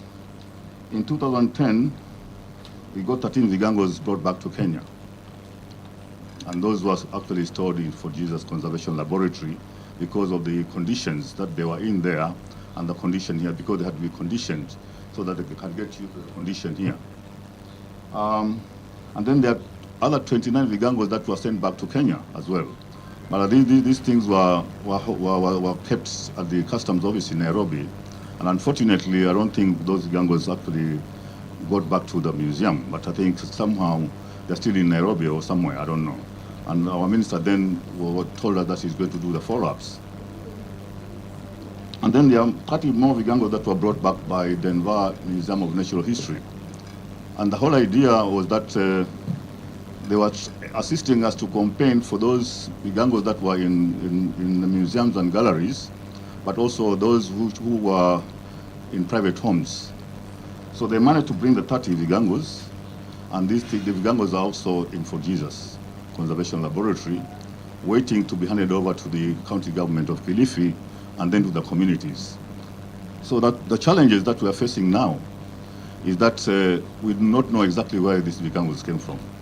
The first 2 we knew, but these others we don't know where they came from. But also what we realized is that these Vigangos, which are carved, are coming from 2 sub-communities of the Mijikenda community, sub-tribes of the Mijikenda community, that is the Giriama and the Kauma. But the other sub-communities, sub-tribes do not carve their Vigangos. But these ones were carved. So we realized that these Vigangos are coming from the Giriama sub-tribe and the Kauma as well. Then the issue that is challenging now is actually where are we going to put these Vigangos? Because we cannot send them to the owners, because we don't know who the owners are. We know they're coming from the Giriamas and the Kaumas, but we do not know which village landscape those Vigangos are taken from. So that is the challenge that we are facing up to today.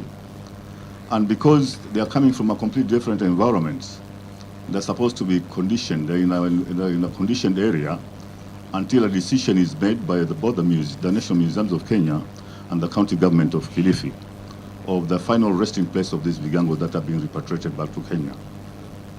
There are more other museums that are interested, they've been communicating, but they also want to find out from which community these vigangos are coming from. So there's some research which is supposed to be carried out. We have got some photographs which have sent from the US, high-resolution photographs, so that we can sit with our Wazees from these 9 sub-tribes, so that they can identify these things. But the biggest challenge is actually the final resting place, because we cannot actually go to every homestead and ask if this vigango comes from you. Yeah. Thank you. So that is the area that we are in. But also the place that is supposed to be identified is supposed to be more secure, because they were stolen, and if you put them anywhere, they can also be stolen again. We also need to find out that there's security and proper management of these vigangos as well. But that is the decision that is supposed to be made by both the national government and the county government, Kilifi and the Wazees. Mzee Masuma is actually the chairman of the Kilifi Kayas. Kilifi and the coastal Kayas. He's the chairman. They've been working very closely with him. We have put up a request to the National Museums of Kenya to give us land, so that as we are discussing these issues, we know exactly where these vigangos are going to be put by the end of the day. And also maybe to come up with some kind of a structure whereby it is going to be acceptable in an acceptable condition, so that by the time we finish up all these things, they can be sent back to the same place. But also the Wazees are saying that whatever is here is supposed to be to be divided in two. One half goes to the Kauma, and the other half goes to the Giriama sub-tribe, for at least maybe for 2 weeks, for example, and then they are all brought back to the same place. Thank you. Thank you so much. I would like to, I thank you very much, Jimmy. Karibu, manake nahitaji kuzungumza na wewe kidogo. Kwa hivyo kuna shida. Shida yenyewe ni kwamba vigango vinakuja, hatujui vinatakiwa kupelekwa wapi, au sio? Vingine, we don't know where they should be rested, and that there are supposed to be rituals for receiving them, kwa sababu hawa ni wenzetu wamekuwa mbali, sio? So they need to undergo certain rituals and so on to bring them back home. I would like to hear, even if it is in, I would like to hear from Mzee kidogo kwa kifupi, kwa nini hivi vigango vinahitajika nyumbani? Can I get that? I think it's a request from the Wazees themselves, from the spirits, because these are spiritual artifacts. And also when they are being installed at our village landscape, they're supposed to come and tell the living that we need to be brought back home. So I think now they're making a lot of noise there to be brought back home. So it's a request by the vigango to be brought back home, exactly as we saw in the performance. Tunataka kurudi nyumbani. And it seems like you are working closely with the county government to do that. Okay, very good. So I think that we are getting ready. The challenge is that we haven't heard from the Duruma, for example, kama vya kwao vilienda. Explain. The reason why they took these vigangos from these 2 sub-tribes is because to them it's works of art. They are carved. There's some carvings. But for the other sub-tribes, they're not carved. They're just sticks. Yeah. For the aesthetics. Now, thank you very much, Jimby. That takes me automatically to the 3rd level ya mazungumzo yetu, sio? Ambayo nataka nimlete Lisa.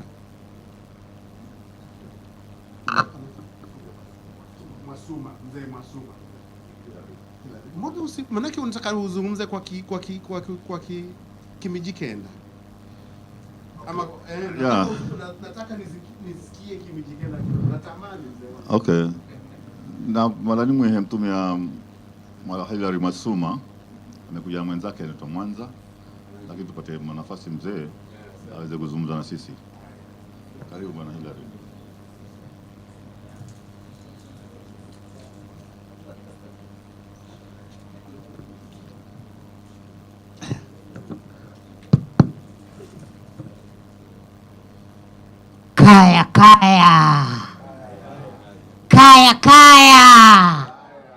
Kaya amijisimilani huchisimila hwamalamadu hamai hwavoya bai komazehu zamizichenda kumala kuhasa naziase zindio hasa bai hudzamba masumuriro gaga Mulungu kumala kugabariki na gabariki.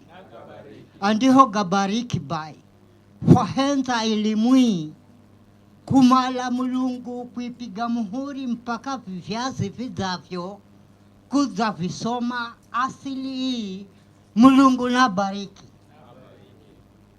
Kwa majina mimi naitwa Hilary Masuma Kalama, ni Mkauma, natoka Kaya Kauma.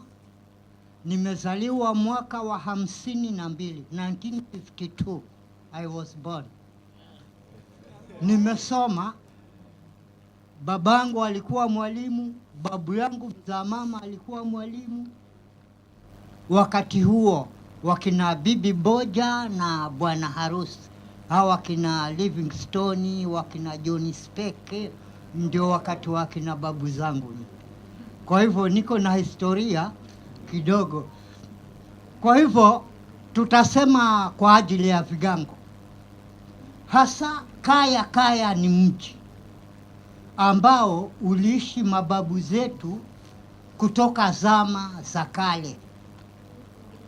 Kaya iko na vitengo 4. Kaya iko na mila na tamaduni. Kaya iko na historia. Kaya iko na dini. Kaya iko na science. Kwa kueleza vipengele hivyo vyote, Kaya iko na historia ya sisi wa Mijikenda kutoka tulikotoka. Sisi ni Bantu, tumetoka Kongo, tukapitia Uganda, tukaja mpaka River Juba, Singbaya. Unajua Singwaya?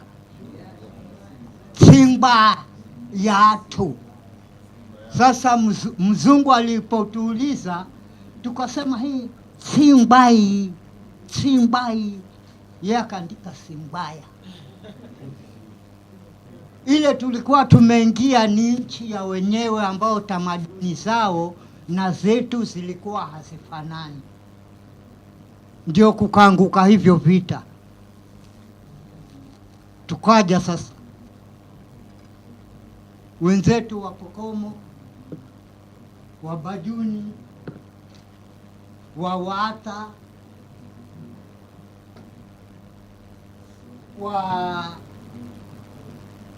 Waswahili. Hasa hiyo ilikuja wakati huo, tukaja mlima Mwangea, Wataita wakaenda juu, si tukafata Coast Region. Baada ya hapo kabila 7 tukabaki Kilifi. 2 wakavuka mto Mwache wanarudi Kongo basi hao. Lakini ile Ngiliame ikafanya Gigo.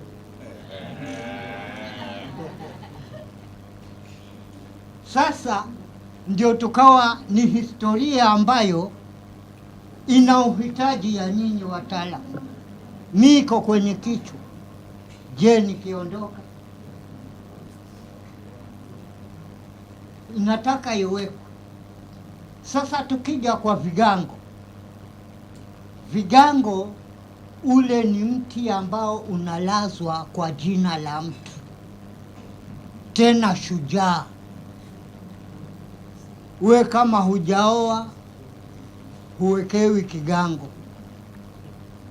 kama hujasoma mpaka university huwekewi kigango. Vile navyo vina stage yake.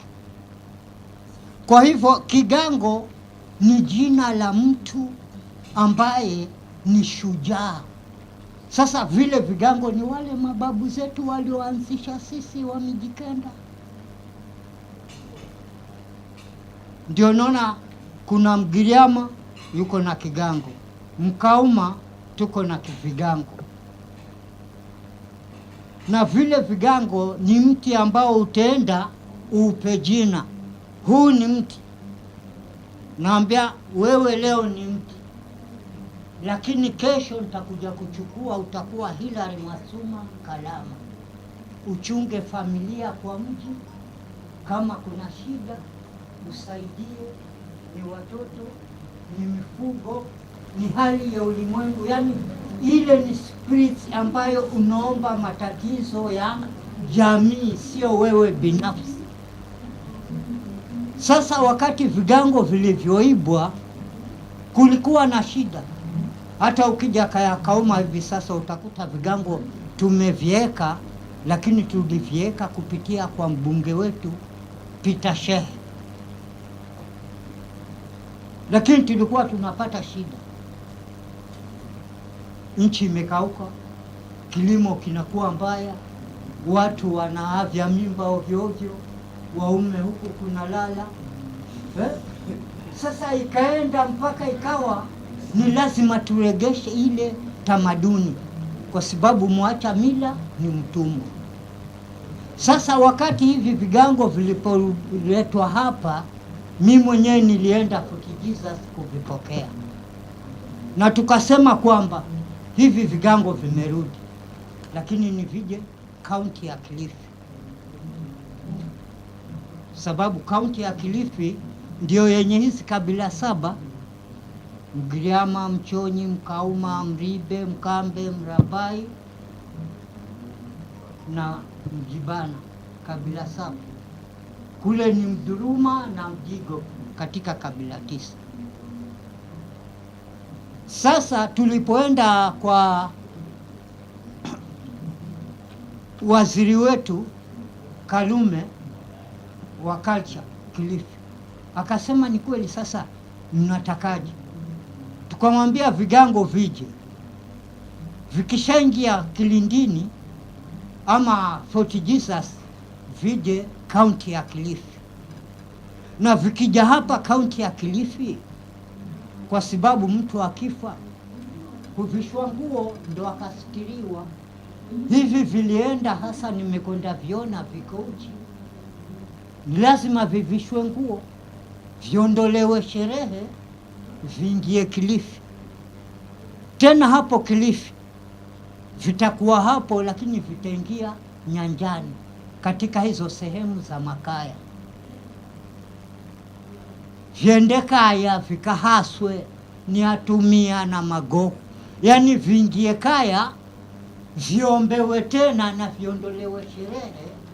Ndio kama ni kuletwa kwa Mnarani museum pale, viwe vitakuwa pale, kwa sababu ndio katikati ya sisi wa Mijikenda tunaokaa Kilifi. Mtu wa Magarini Singwaya huko pale ni karibu, mtu wa Kayafungo pale ni karibu Kilifi. Na Kilifi Mnarani na kumbukumbu wakati wa watumwa. Hapo Kauma ukipita Rivanzovuni ukienda juu kuna mahali panaitwa Mchanganyiko. Mchanganyiko ilikuwa soko la mwanzo katika hapa Afrika kuuzwa watumwa, ndio ikenda Zanzibar, ikenda Pemba, wakina Saidi Majidi, Saidi Baragash, mpaka kulibaki Saidi Hemedi huko jaribuni. Uko ndio huo. Kwa hivyo iko historia ya sisi. Na pale Mnarani tukakaa katika makaya yote.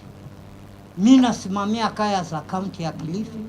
Tena wakati wa kufa mzee Abdalla Mnyenze nikashukishwa cheo, tena ninasimamia Coast Province yote, kuanzia Kaya Singwaya Galana mpaka Kaya Tiwi Digo, kina Abdalla Mnyenze, kina Shabani Ndegwa, zile kamati zote za makaya tukakaa, tukasema sasa tutafanyaje? Wakasema hii ni historia kubwa, mti uende tena usumbue, uwekwe kwenye ndege urudi. Hii iwekwe mahali vijana wetu watasoma, vizazi vijavyo vitakuwa na mwelekeo. Tena wacha hivyo, katika hivi vikundi vya makaya kuna wafadhili wamefadhili wakina mama wanashona shanga, kina mama wanafinyanga zile nyungu, wazee wanasuka mikeka, vijana tunashukuru sasa tuko pamoja, wanaweka mizinga ya nyuki, wengine wanafuga vipepeo. Tukasema pale itakuwa ni urahisi, itakuwa ni soko. Wakina mama pia watapeleka shanga zao, wazee watapeleka mikeka yao, wazungu wakiingia pale mnarani wataona wale nyoka, waangalie vigango, wanunue na vile vifaa. Kadiri ya hivyo vijana watakuwa watapata maendeleo. Ndio mawazo tuliowaza sisi wazee wa makaya. Tukapitia kwa waziri Kilifi, tukaambiwa andikeni barua ya maombi muipeleke Mombasa National Museum Fort Jesus. Tuliandika barua, mimi mwenyewe ndienda na jimbi huyu. Nikamwona yule mhusika, akamwambia hii barua peleka Nairobi. Akanambia hata ni wiki ijayo mzee, nitaenda. Mpaka leo hakuna yes or no. Sasa ni kitu ambacho kinahuzunisha sisi. Si tunasukuma halafu mbele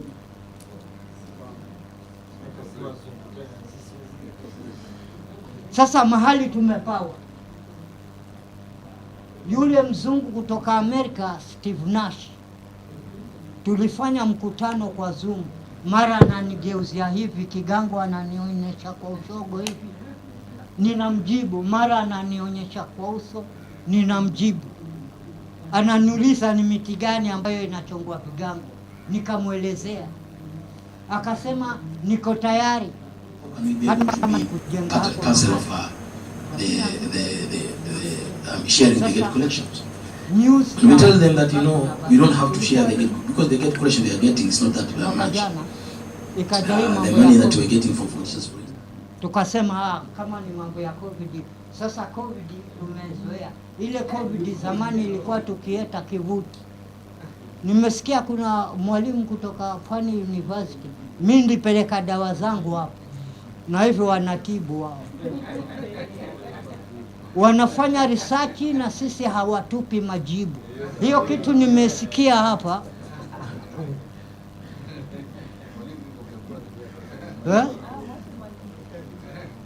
Mimi naitwa Hilary Mwatuma Kalama. Ni mtabibu.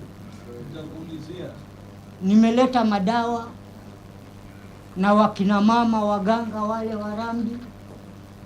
Tukaambiwa majibu yenu atakuja mpaka leo. Kama hiyo barua kule watu wanakuja. Mimi nasikia watu wamevumbua COVID-19, na wakati ule ilikuwa tunaita kivuti. Zamani kulikuwa kuna ugonjwa wa kivuti ambao unaambukiza. Ukishikwa na huo unajengewa kando. Tena anakuja kinyanya ambaye halali na mtu yoyote, kuja kukupa chakula mpaka upone ndio uingie kwa bomu. Na zamani makaya yalikuwa hayana hospitali, lakini watu walikuwa wanatibiana humo. We have hunger, we have kaya iko na health issues, education issues. So all those must be. Iko na mila na tamaduni, iko na historia, iko na science na iko na dini. Mule watu walikuwa wanaomba, mule watu walikuwa wanaaguana. mule mna historia. Je, watu walitoka wapi, wamefika wapi na wanaenda wapi? Si Wagiriama tunasema Rome. Najua Rome. Rome zamani ilikuwa ni mahali wazee wanakaa na vijana nyinyi ambao hamjaoa, unafundishwa ukioa bibi utaishi naye vipi. Msichana naye anakaa na kinyanya, anafunzwa ukiolewa bwana mwangalie tumbo.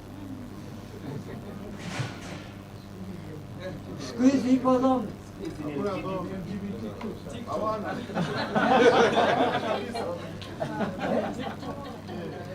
Kwa hivyo iko historia nzuri katika Kaya Forest. Mimi nina conserve, mimi ninalinda, ninatunza, ninadumisha. Hakuna malipo. Nenda bara uone Chiruncheke. Wana na vijana wao. Nyinyi vijana wetu hamkusoma, hamjui wazee. Mwangoja wakati wa kura ndo mje Kaya.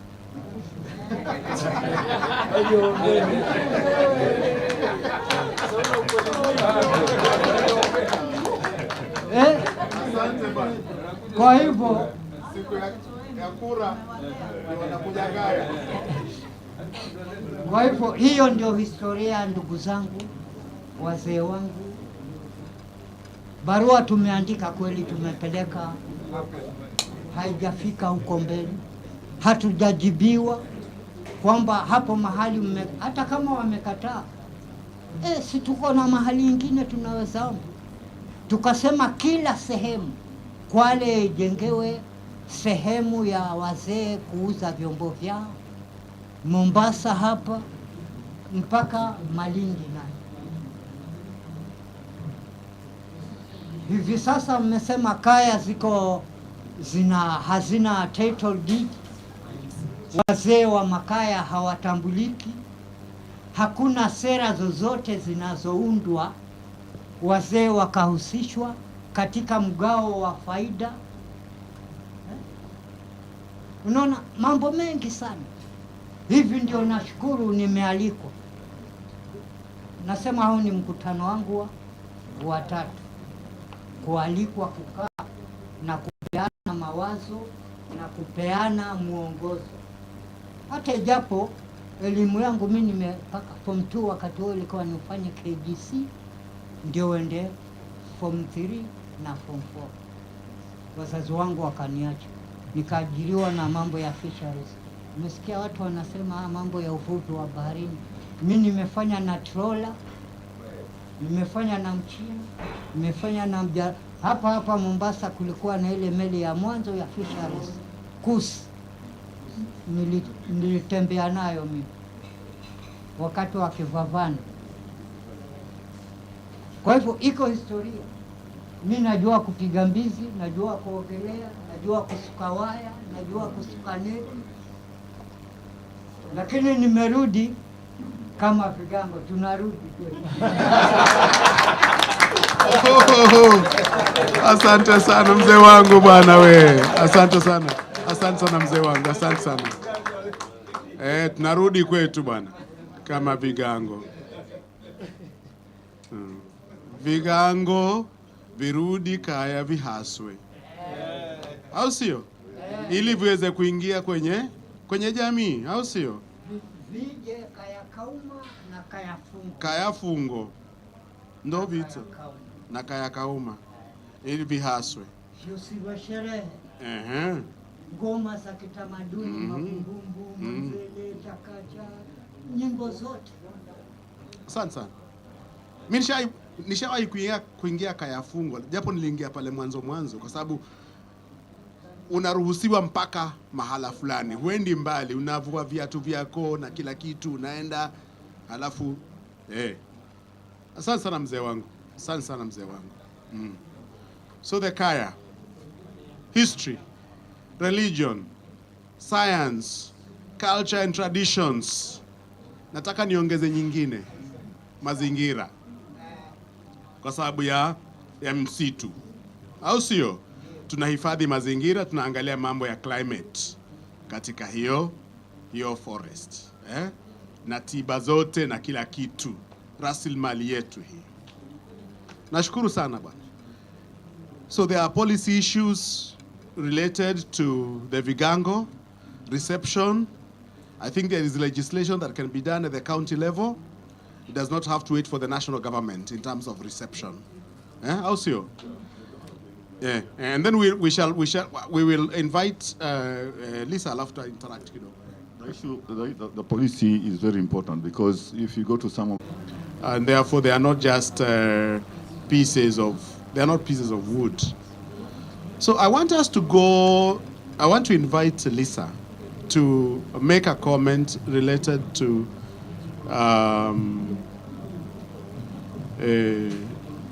our restitution of cultural heritage, and to bring us to the intangible parts of the heritage, because they talked about the tangible heritage. If you can reflect a little bit about the intangible and bring in the Swahili. We haven't talked about Oman at all. We haven't talked about Portugal at all. If you can bring that a little bit, that would be great. Karibu sana, Lisa. I'm sorry I'm not introducing you guys quickly, properly, but hey, you'll excuse me. Do it. Okay, I guess I'll just do a quick introduction. But so I'm a culture and an arts and culture strategist. That's what my certification is in. My background is in anthropology, and I specialize in Swahili culture, and I'm representing OTRA today, the Old Town Residents Association, and the Swahili Development Initiative, of which I am vice chair of both. But sitaongea Kiswahili leo, but so it'll be English, because the people who need to understand us speak English. So first, I want to start with the 1978 UNESCO resolution that called for the restitution of African objects so that African memories and identities might be restored. And why this is particularly important is because restitution is not only about being preoccupied with the past. It is actually about action to write the future. So if we look at it that way, and first of all, what is cultural heritage? I mean, what is the restitution of cultural heritage? But it is about the returning of cultural artifacts, treasures that were taken from a country or community by colonial powers or other foreign entities. What we're seeing right now, even within Kenya and within our heritage sites, is that even our sites are being taken by our own people. I mean, I wouldn't say our own people, but people who do not belong in that community. So it's maybe the Giriama going to Swahili sites and using those stones to build their own homes.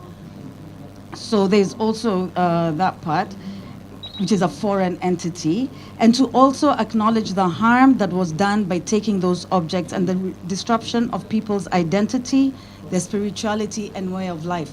And why that is particularly engulfed in the restitution of artifacts is because African artifacts are not about the art.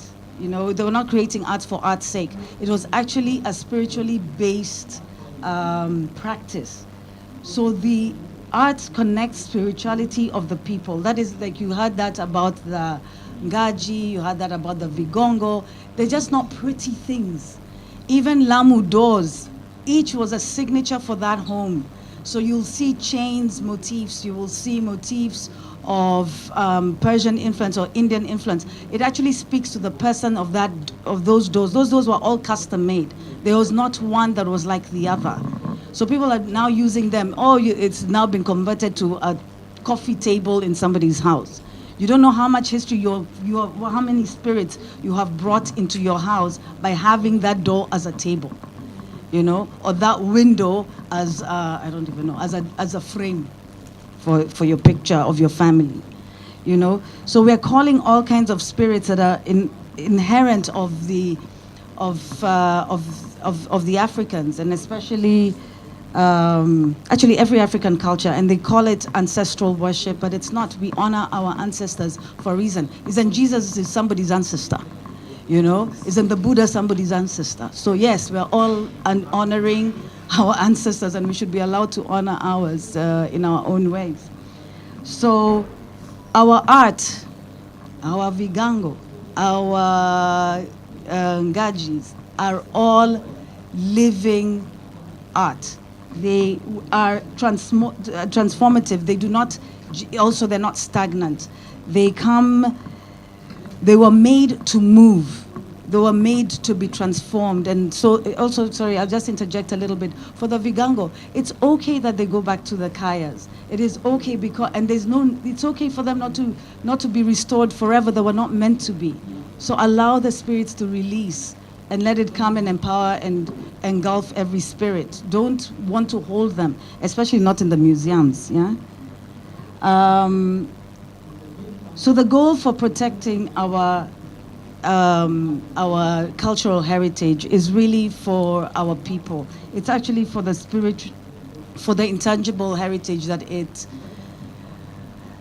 it brings. It's also part of our language, is in our cultural heritage. So when we also see that the version of the standardized Kiswahili has an infusion of a lot of Arabic words, that if you actually know that those words actually exist in the Kiswahili language, but they were substituted for this standardized version that was actually not, there was no Swahili consulted at that table when they were standardizing the Kiswahili language, the current one that we all speak.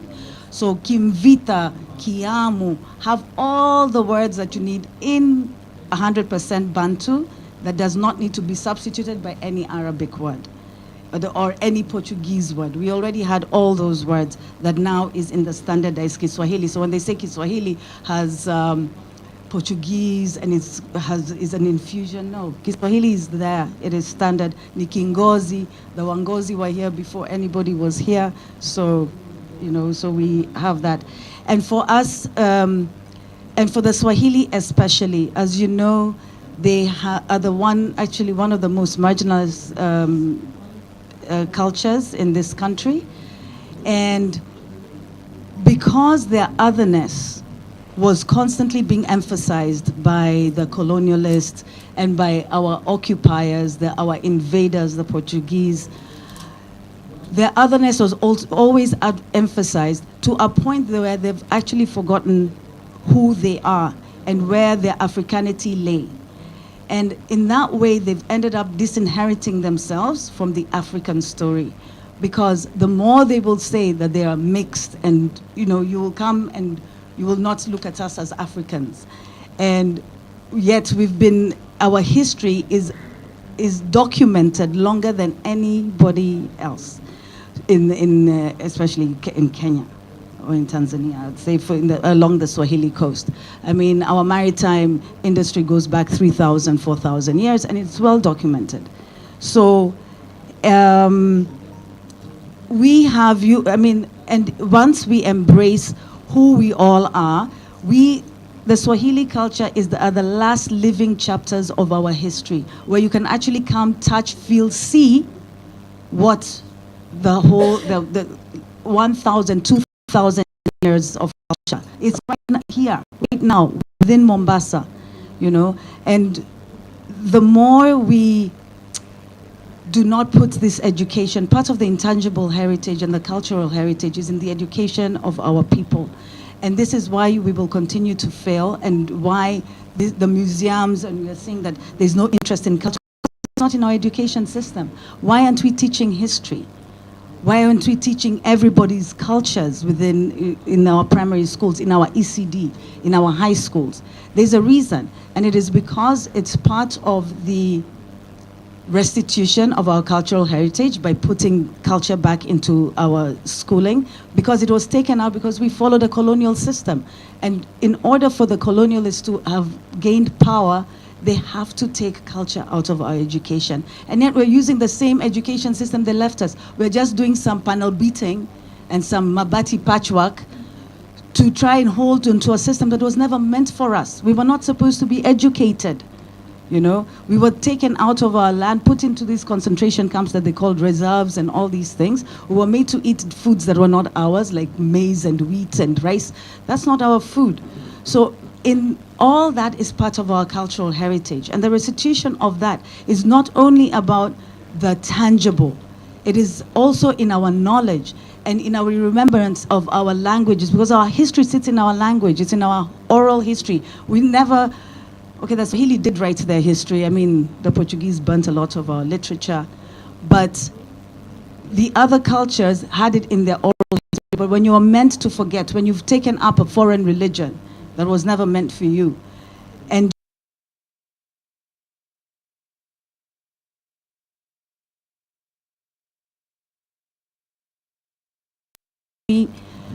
Lisa, you know, and there's history in my name. I'm Wambui. I mean, there's history in my name, you know, and it goes back to my clan. You know, the first 9 daughters of Gikoyo and Mobi. I mean, so I had, so, and when you're asked, when you have your name, somebody will ask you, where's that? What does that mean?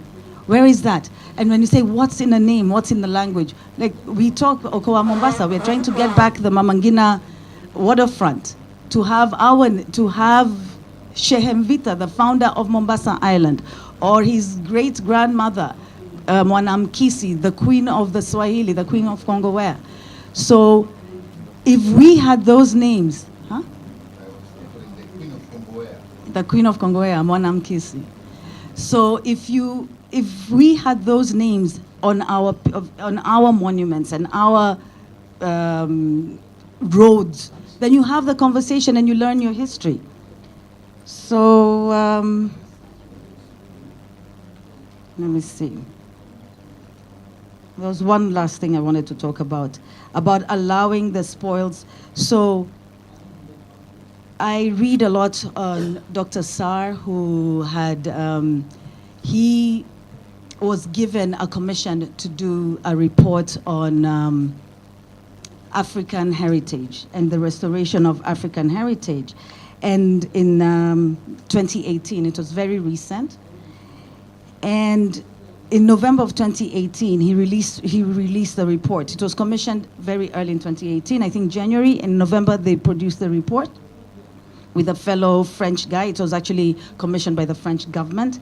And in that report, he called for the return of 90,000 objects that have been taken from Africa and they're all over Europe. So in these 90,000 objects, 2/3 of them were acquired between 1865 and 1960. So when he called, while he was writing this report, there was a few learnings that he came out of. Number one was that the provenance, the provenance is the origins, that the origins of every object, their physical journey, is also as important as the conditions of which they were taken. So how were the Vigango taken? How were the Swahili sites destroyed? Because as you know, the Portuguese invaders burnt down Mombasa city on its 10 times, destroyed everything.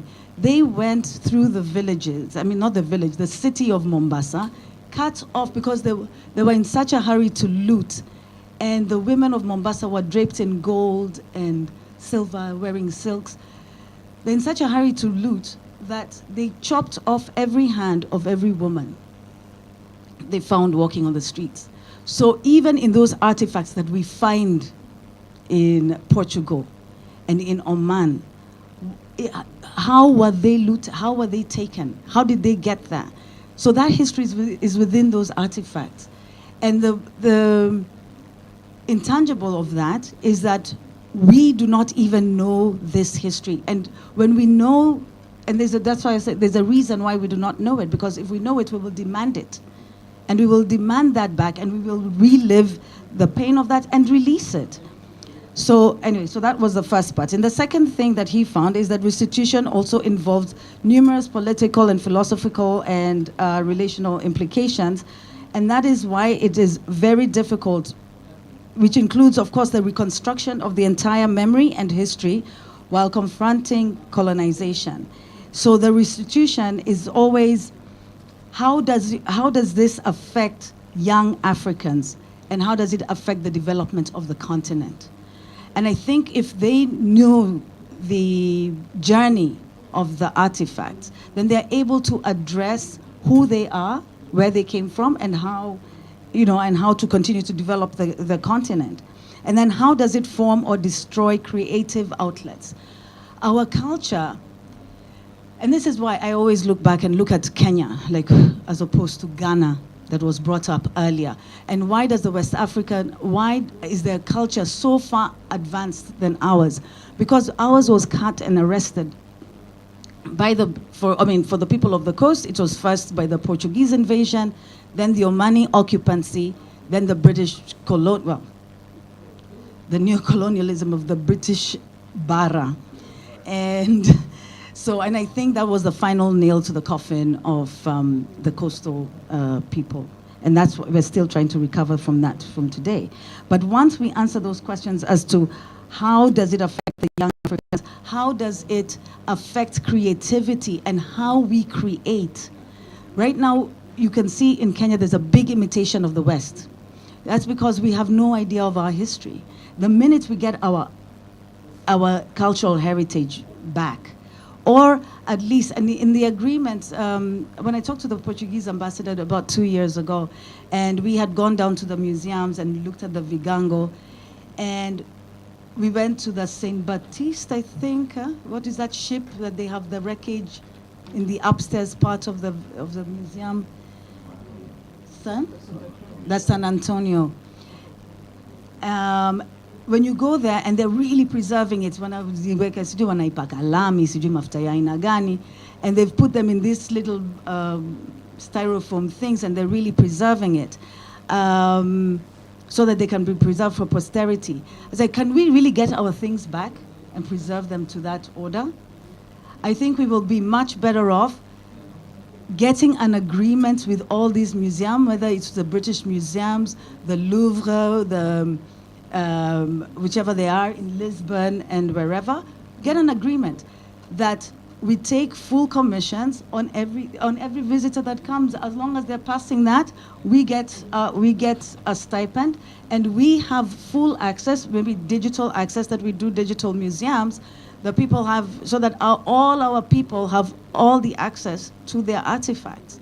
Even while they lay there, they're really under our custody.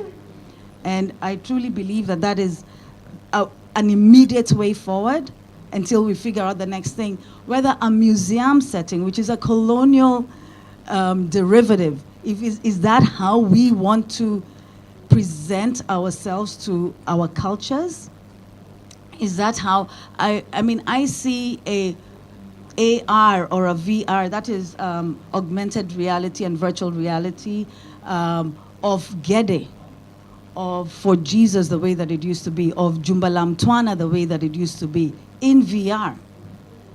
Even in the wreckages, we could have a total VR experience of visiting those sites and actually reliving the entire history. And it's a different way of teaching history, where people actually have the lived experience through VR or AR. And in that, we're able to now harness the creativity back on the people, infuse the cultural heritage back, and still have our artifacts still somewhere in virtual reality world. And that's my...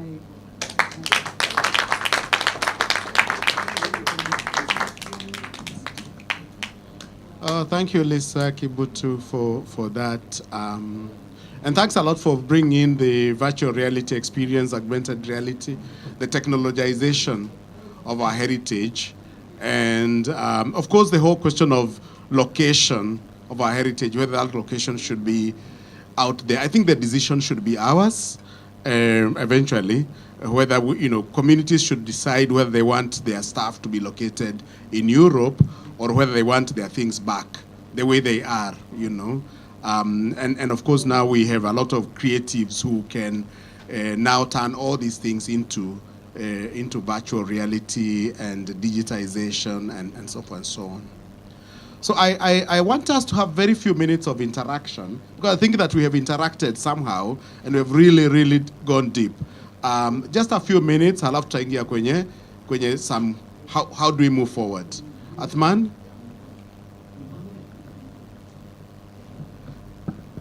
Asanteni kwa presentation ambayo mmeifanya.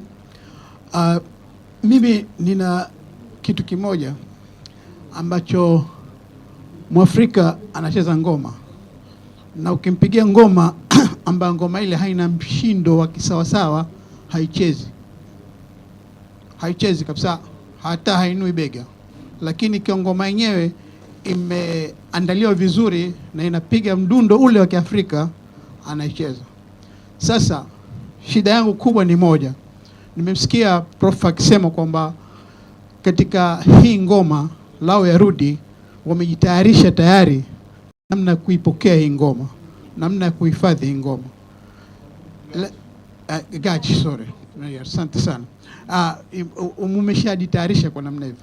Kitu ambacho tunataka tuelewane ni kwamba hii kitu adhim kikirudi katika maskani, kule maskani ambayo kimekwa maskani tofauti kabisa, kimezoea kula baridi, kikija hapa, je, tunaweza kukiweka katika hali ile ambayo itafanya kile kitu kile kiendelee kuishi? Kwa mfano, jana nilikuwa nikiangalia vigango ambavyo viko katika National Museums of Kenya hapa for Jesus. Ni masanduku kwa masanduku, ndugu zanguni, za vigango. Sasa vigango vile katika pale mahali ambapo pako ni mahali padogo sana.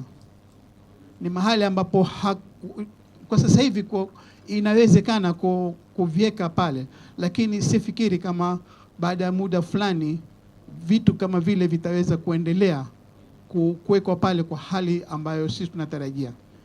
Nikitaka kujua community, nikitaka kujua National Museums of Kenya, counties hizi ambao wanataka hivi vitu pia, I know government yenyewe kwa jumla, ni preparation gani ambazo tuko nazo, tumeprepare ili vitu hivi visije leo vikawa hapa, kesho vyote vikawa vinaanguka na kuvunjika. Na Jimbi, wewe unajua kwamba ni mti wote ambao umekaa kwa miaka fulani, ukiwekwa sasa, ukiutoa tu sasa hivi ukauweka hapa, utakuta unatoka unga. Ni njia gani ambazo tunaweza kufanya hivi vitu virudi, vihifadhiwe vizuri, vitumike katika umma ule ambao unatumia vitu kama hivi?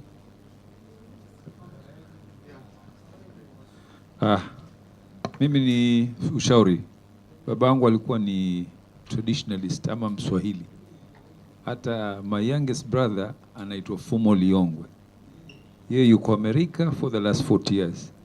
Ukitaka kumtumia kama ambassador kutafuta vitu venu kule, nafikiria anaweza kupatia contact. Yeye anaitwa Fumo Liongwe and he's very proud there. He's telling his wife who is from German, na wale watoto anawaeleza ile story. Last year I went to, nilienda Tana River kwa ile Jumia County. Nikafika mpaka makaburi ya Fumo Liongwe. Nikapiga picha. It's very long, like 11 feet. Ni mrefu alikuwa. A great soldier. So I'm proud that my younger brother is called Fumo Liongwe. He's in Houston and he's very proud to talk about it there. Asante. Thank you. Oh, I read Fumo Liongwe, and I actually did a paper comparing Fumo Liongwe and Shaka, the poetry of the two. He was an amazing poet.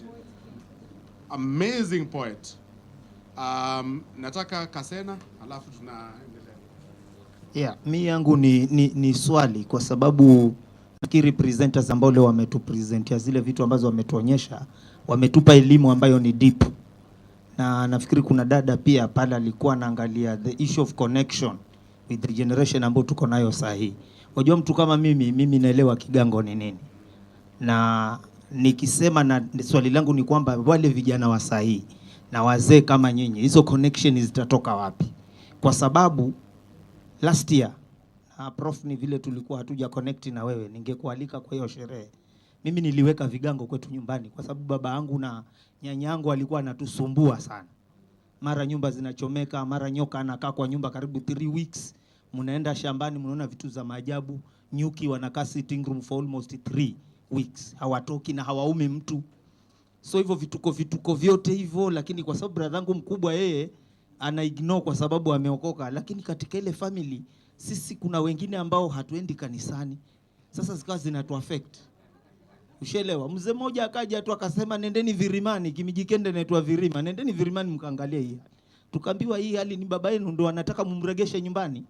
Sasa hii ukija prof kwetu nyumbani, ukija siku nyingine nitakudrive bado ni vibichi, maana havijazeeka. Babangu na nyanyangu. Na hiyo imeisha, tunaishi vizuri.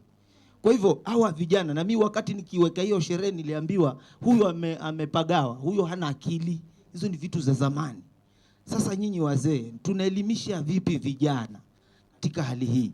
Kwa sababu vitabu vyetu vya dini vitatuambia, sijui hata Mkristo kama anaomba atakwambia naomba kwa jina la sijui la Ibrahimu. Ibrahimu pia ni kigango tu kwa sababu ni mzee. Si ndio? Ni wale wazee wetu. Maana hayuko. Ni mtu alikufa. Maana hatuwezi ambiwa Ibrahimu huyu alienda, Mungu wa Ibrahimu na Isaka hawako. So nikisema na mimi naomba kwa jina la mzee Kenga fulani, ni kuonyesha na mimi pia ni wale milaza. So hii dini pia imetukoroga. Tutafundishaje vijana ili tukajipate katika hali ambayo tunaishi tukiwa tunaishi kile kizamani? Pili ni kwamba hii vitu yote ambayo tumeacha imeleta hatari gani katika jamii yetu? Hatari kubwa. For example, angalia mambo ya drugs ambayo inaendelea. Kitu kama mnazi, kunywa mnazi. Nafikiri wale wazee ambao wako hapa watakubaliana na mimi. Ilikuwa ngumu sana kijana kunywa mnazi kabla wazee hawaja kukaribisha kunywa mnazi. Na wakupatie mboko yako ya kuambia leo kulingana na umri wako utaanza kunywa mnazi. Na ina mboko yake. Siku hizi hata wanakunywa na viplastiki, wanakata tu wanamwaga wanakunywa. Miaka 5, 6 watu wanakunywa mnazi. Nilikuwa nimemwona ule mzee na ile kitu pale, kana nataka kukuuliza, cho mzee cho mzicho valacho kidangacho ni luvo hebu nino ni designer kwako? Maana mimi babangu alikuwa amegraduate, yeye alikuwa ni vaya na alikuwa na ninio ya pembe amevaa hapa, akifa alikuwa vaya. Na kulikuwa kuna process na wazee wakifa huwa, maana watu kama Gohu ilikuwa kama serikali. Ilikuwa kati kuna shida nyumbani, wale wazee hata imeshinda serikali yenyewe, ile nguvu walikuwa nayo. Kwa hivyo tutatumia njia gani turudi huku? Kwa sababu vijana wa sasa hata kuna wengine wenzangu pengine tunaweza kuwa tumekaa hapa, it's not connecting. Nashangaa mtu anakuambia ulete miti uje inaomba ni, yani haelewi. Tutafanyaje? Asante. Intergenerational dialogue, intergenerational communication. How do we accelerate the communication between generations on issues of cultural heritage? Swali muhimu sana hili. Swali muhimu sana. Of course, kumekuwa na suggestions about incorporating it in the educational system and so forth and so on, but of course we can do more. You had a question? Halafu nafunga. Hello everyone, naitwa Kibwana Ali. So my question is this, if we manage to bring back our artifacts from abroad, is there a way that we can monitor the policies that we put in place? Like, can we just put instructions of safeguarding those policies? And my other concern is this, I was really fascinated with the way Dr. described the Ngaji. How I really wish to see that with my own eyes. Thank you. Okay, fantastic. I want to ask my colleagues to respond. Una swali eh? Sawa. Sawa, bora uulize halafu tunamaliza sasa.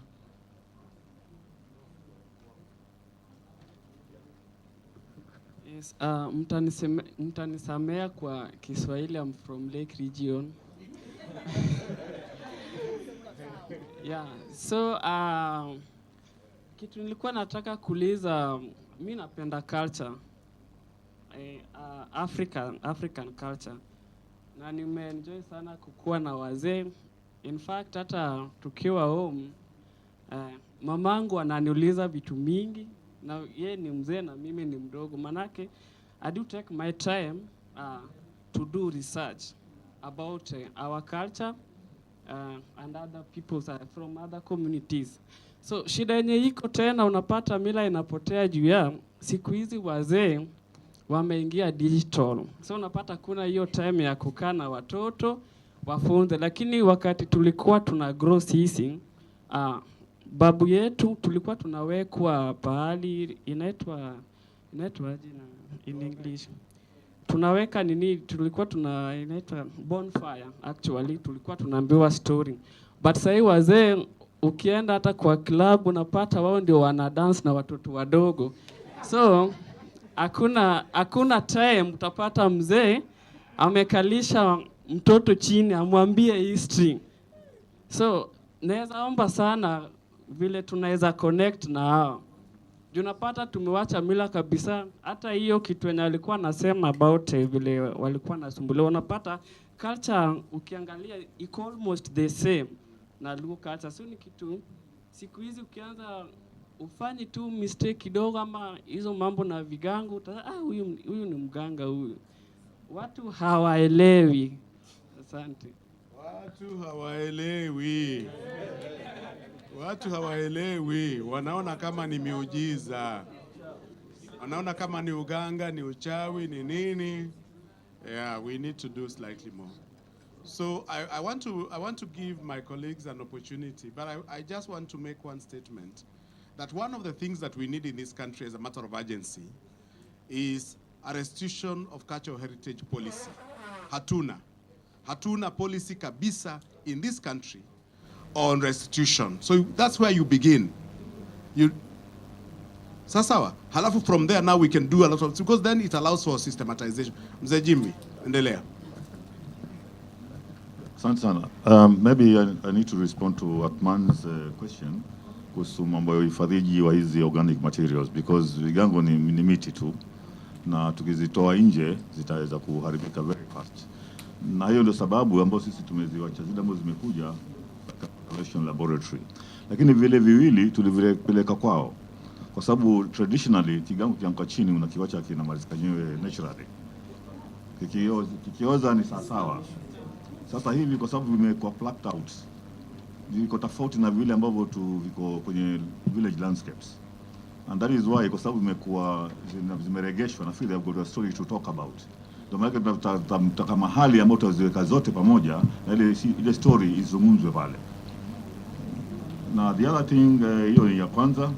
Kwa hivyo maybe ile the final resting places vigango lazima iwe conditioned ili visiweze kuharibika. That is why we are taking all this time looking for the best place to have the final resting place of the vigangos, vile vilivyo hapa na vile ambavyo vitakuja. Hata wale kule wameanza kusita kuvileta kwa sababu there is no response from our side. Lakini ungeona kwamba ile conservation laboratory imejaa vigango kabisa from America and also from Europe, kwa sababu katika mitandao there's that big push from America asking us about those issues. Kwa hivyo we need to address it. We need to find out, we need to agree on the final resting place of the vigangos. Otherwise wale watafunga kabisa ile connection. Alafu the issue nyingine ya kuhusu, nafikiri tuna karibu more than 100 pieces. Kwa hivyo viko pale na vingine vinataka kuja vingi. Kuna Fowler Museum nao wanataka kuleta vyao. Lakini sasa we are not ready for that. So by the time we are ready, tumeweka mahali ambapo watakuwa no final resting place. I think there's so many vigangos will be coming from America and also from Europe. There's so many vigangos in Germany, for example. Now, so we've got more than 100. So tukipata pale mahali properly established, we shall be able to get more vigangos coming back to the country. Alafu kitu kingine kuhusu ile mambo ya vijana ambao hawaelewi tunazungumza nini, ni kwa sababu zamani tulikuwa tuna dhome sisi. Dhome ni mahali ambao jioni watu wanaketi wanazungumza. Siku hizi hakuna dhome. Dhome liko skulini. So hii lazima ipelekwe skuli.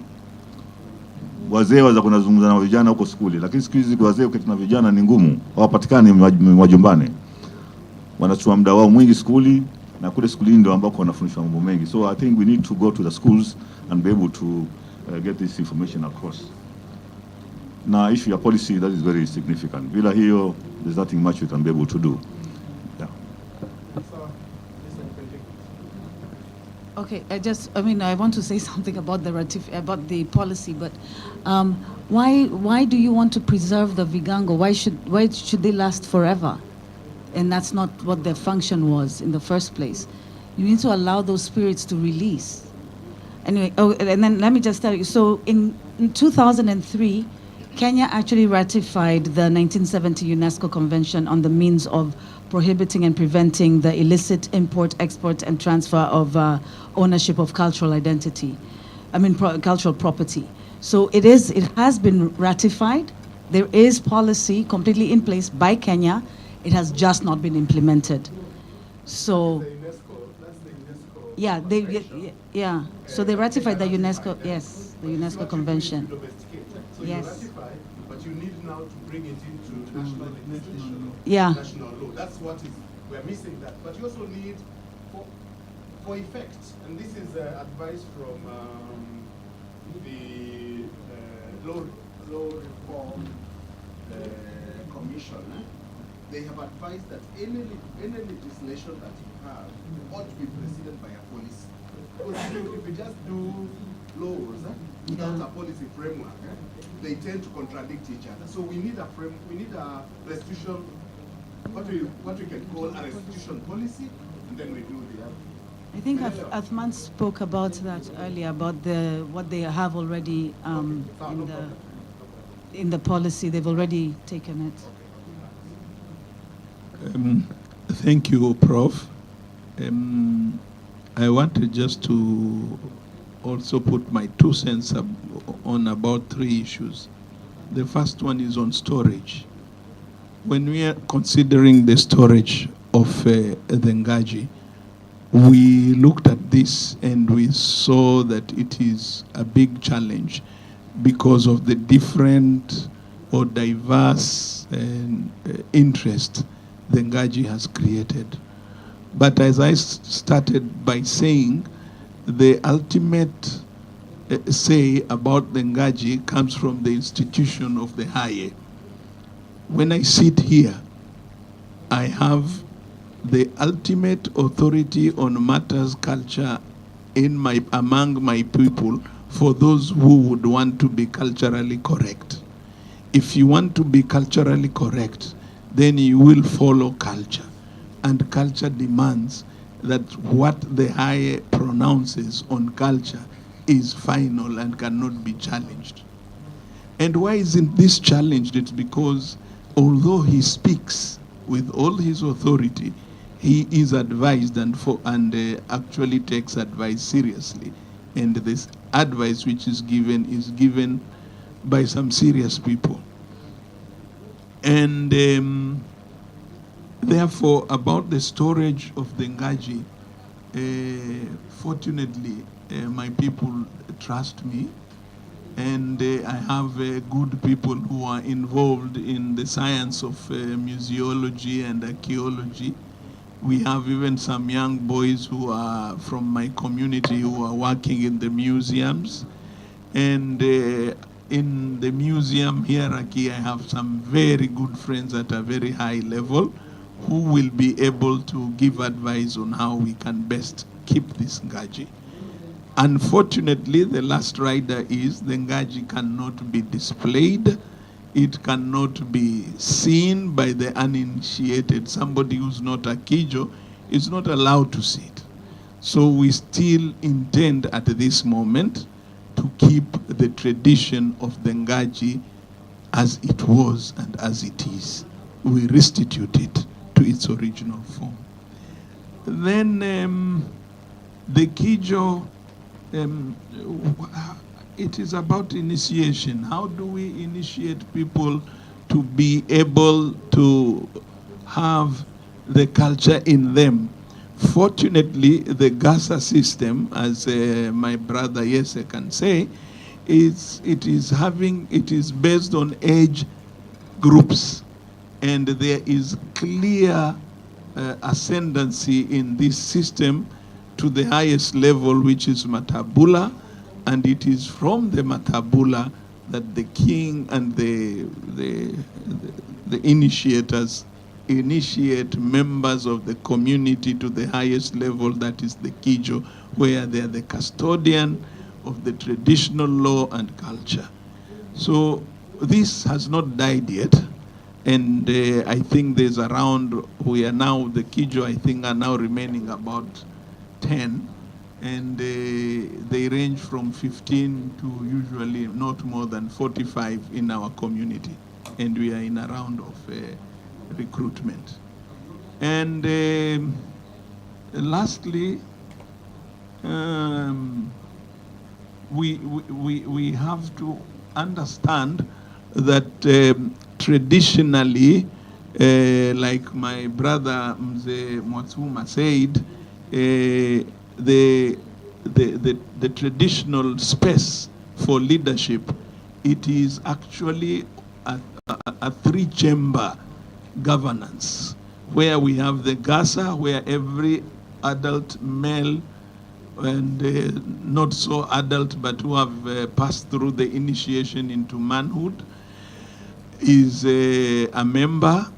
And then we have the Women's Council, where women are able to prosecute their cause, so that when there's some wayward men or young men who are vexatious to the women will grab them, the women will pass a punishment, the women will meet a punishment, and the only person who can override that is the high and the members of the Kijo Council, about 45, and they are old men.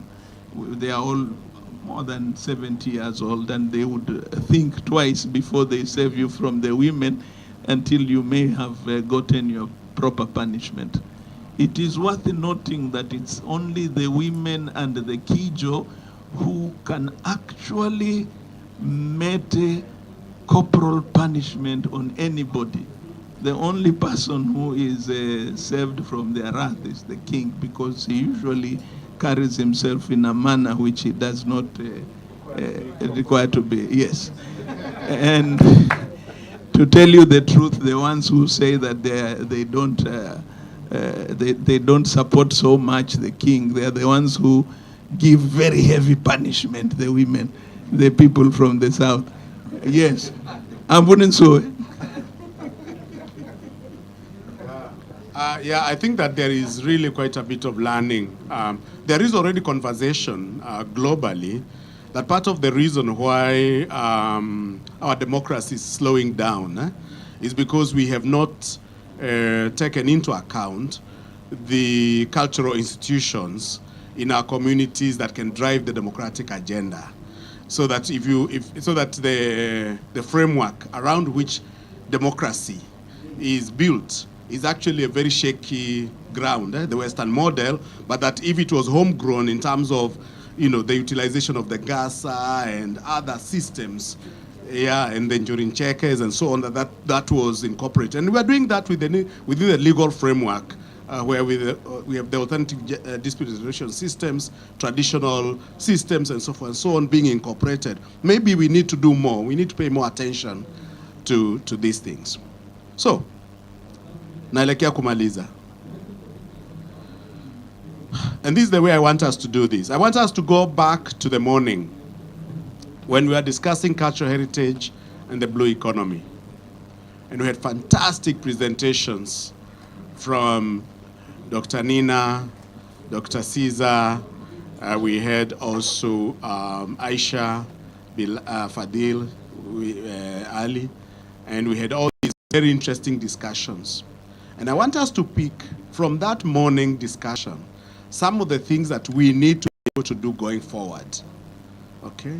I picked at least a few, but I would like to see, because I'm now in the path of what needs to be done. What needs to be done to ensure that we have cultural heritage for inclusive growth. So what needs to be done going forward to make this possible? Any ideas? Me, I already picked the scholarships. I actually already have, we need to invest in human capacity for underwater archaeology. Because we have only one, which is absolutely risky and so on. So as a top priority for me, it's scholarships for underwater archaeologists at PhD level. Haya, nileteni ingine. You want to elaborate? Or nataka unipatie nyingine? I'm with a PhD. Sooner than later, it's going to go to the office, go to the class, it's going to go to the office. Sawa kabisa. Because there'll be a younger person. No, we need a younger person to be going down, sindio? And then he can now remain on the mentoring level. Can we have other recommendations coming from that early session? Early morning session? Yeah. Hussein Abdallah. I was just talking to Dr. Caesar. I think what he needs to do is to have an innovation hub to transform these divers into an institution. I've been talking to Kenya Maritime Authority with their 10-story, 20-story building. They need to put up one floor for innovations of maritime and blue economy stories. Yes, a hub.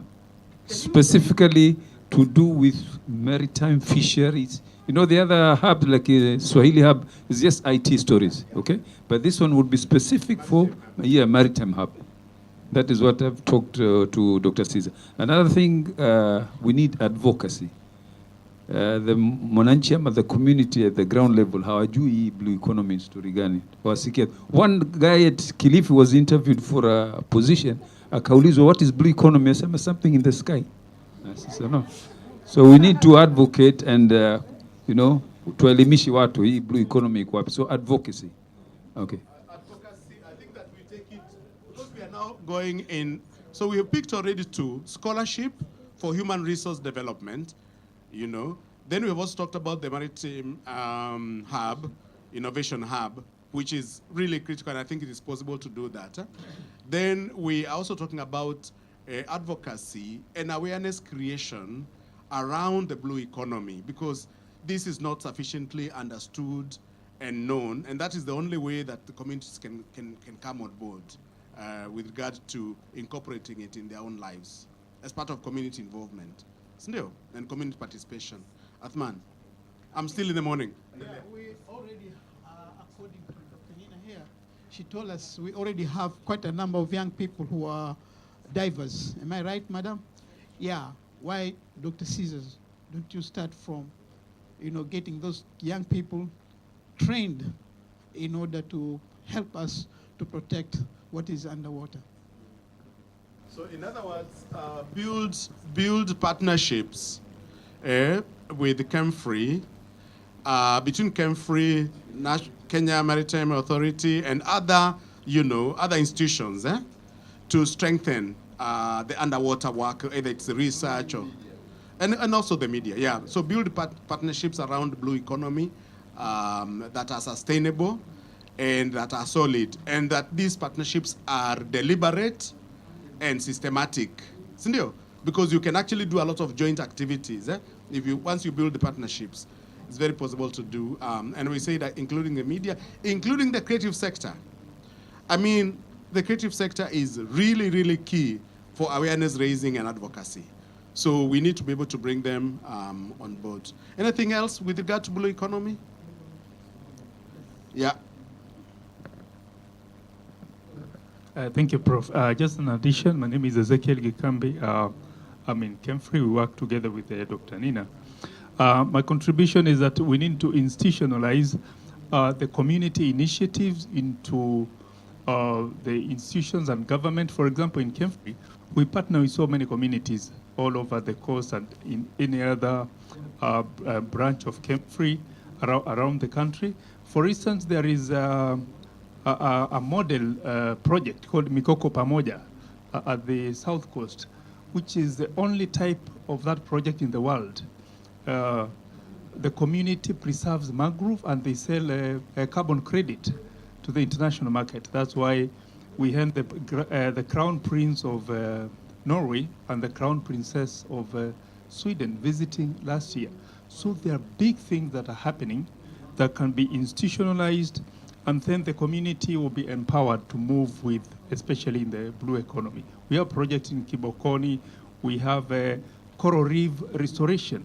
Right now, communities in Wasini are planting corals, live corals.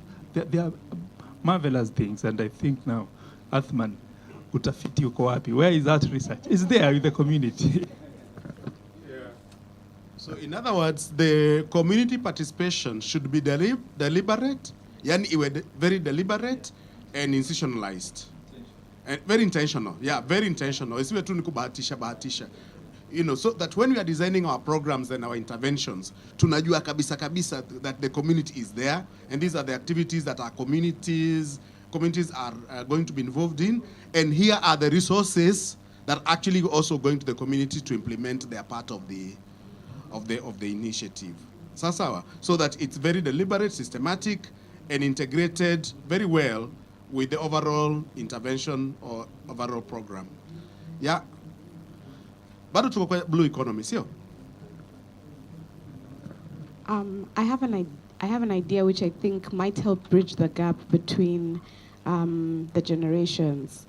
I think when we're talking about digitizing the blue economy and the VR and stuff like that, I thought it was very interesting, especially for our generation.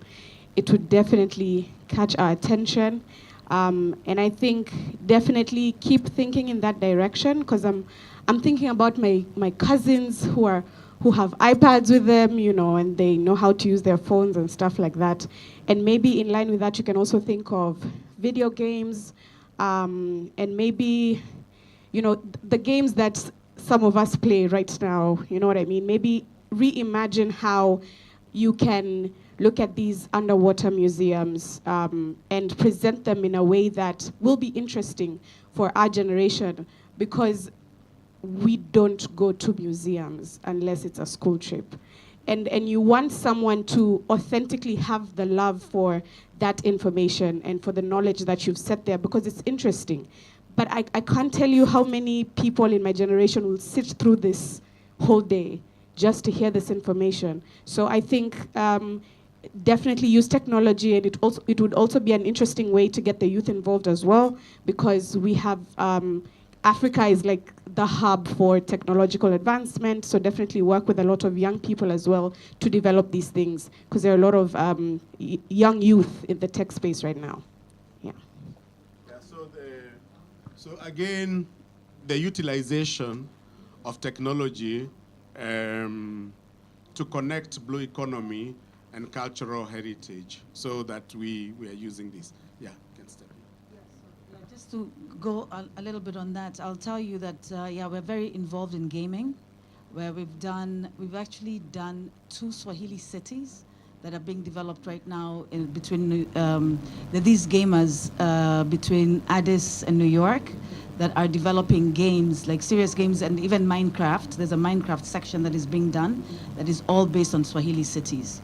So the people will know names of streets, different Swahili monuments.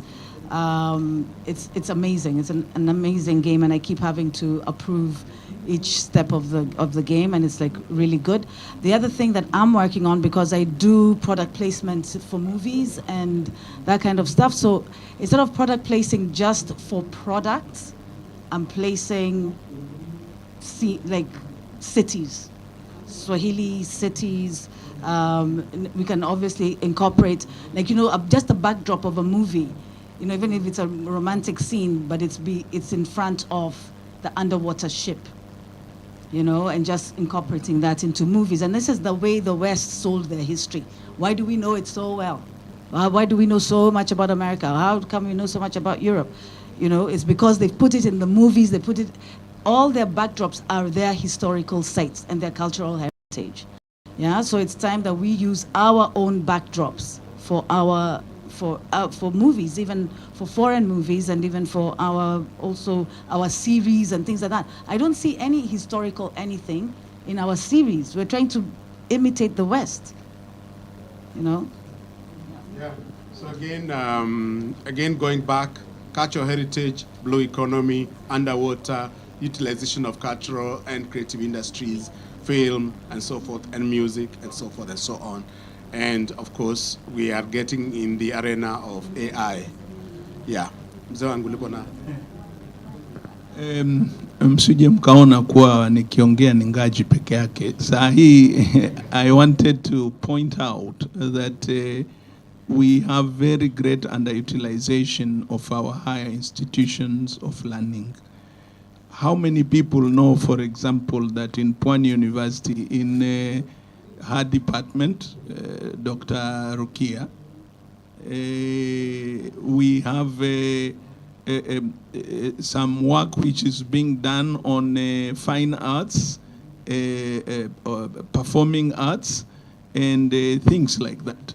Very interesting work, which if these young people in the room can sit down and think aloud with Mwalimu Pale, it will be awesome. And they are doing great job. Many people come from outside the country to come and benchmark, and I don't see anybody from within coming there to kuwapigia kusi hawa watoto wa kikwetu hapa. So they are there and they know and we have to use them. Thank you. Yeah, work closely with universities. I think universities are no longer very foreign. We have our people there. They are very committed. They are accessible and so on. I know very interesting work going on also at Pwani University with regard to intangible cultural heritage. Nafisa just finished her master's in the Waata endangered language, and I know that we really are encouraging her to do more work in the endangered languages,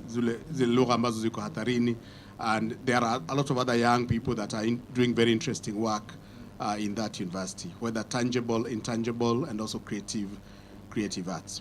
I think we can transition. Nafikiri tuna recommendations ambazo ni nzuri, which we could actually pick, because we need to ask the question, who can do that? How do we provide those linkages? How do we do it? I think we'll fine-tune these and then they'll be shared with you later. Let's go to cultural heritage, historical and sacred sites in coastal Kenya. What are you seeing? What have you heard? How can you take that forward? What action can we take to ensure that this connection is good and sustainable and beneficial?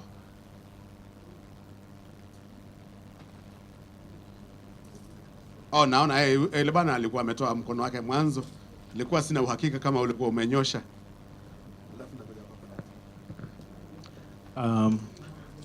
Baria John Kilabt. My name is Nelson. I am with Juko Arts. Now, about cultural heritage, first and foremost, I would like to say that everybody in this room should be given government security. Kilabt. There is so much knowledge here. And you see, like most of us growing up, tulikuwa tunasoma story ya Hitler. I know so much about Hitler, like so much. I know so much, like I know between Jerusalem and Nazareth, ninajua so much. But in between, like I'm listening to Kaya Fungo, and and this information is not something we grew up with, yet it is part of our history. So, like whatever knowledge is here should be actually documented now, not for future generations, but for us, sisi generation ya saizi. We need to know these things so that we can be a resource for the generation to come. Sisi. But kama mama tunajua ni Hitler. I know about World War I and II. I know so much. I feel like a veteran already. But I know very little about my country, my culture, which I feel is not only improper, it is wrong.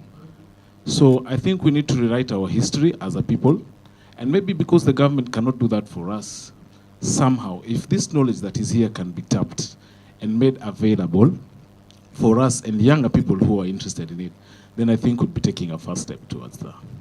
Even if it is just like the knowledge that was shared today. Hapa tayari watu wanafaa pay security. Hii tayari, yes. Just this one is enough to rewrite our history. Yeah, thank you. I hear you. Yani, just even if it is just like the knowledge that was shared from the morning to this moment, even if that's the only knowledge that is being documented, inatosha. Fantastic. Wacha tuje kwa daktari. My suggestion is, yes, everything that has been said here today or will need to be said needs to be documented. As a board member of WAOMSA, we have annual reports, we have newsletters, we have so many platforms to share this information. So please just write an article, send to me, and it will be printed for free. So Kemfree also has an aquatic journal that you can just write an article that also is shared, widely. We also have journalists who come to us, scientific journalists, and say, do you have a story? So we work with people in Standard Newspaper, Nation. We've got people who ask for stories. So let's just, if you have something to say, please tell me. I'll help you share it. Thank you. Fantastic. And if it is a newspaper story, you can write 800 words. You can write 1,000 words. Don't write longer than 1,000 words. 1,800 words, even 500 words is still okay. But do write, put it down. Let Kenyans learn all the time. Get into Facebook, get into Twitter, get into blogs, get all these, do your own researches, halafu mnaweka kule, and then send other stuff to Daktari, and so on, so that we are educating each other. So I have seen you, my sister. A recommendation from you? Okay. Come there. So my name is Mary. I am an artist, so I can only speak in the perspective of myself as an artist and as a young person. I think for me, this issue about culture has been so hard because finding this information, I feel it's so hard. And I know I constantly hear, it's on the internet, just Google and you'll find it. But some of us don't even know what to Google, right?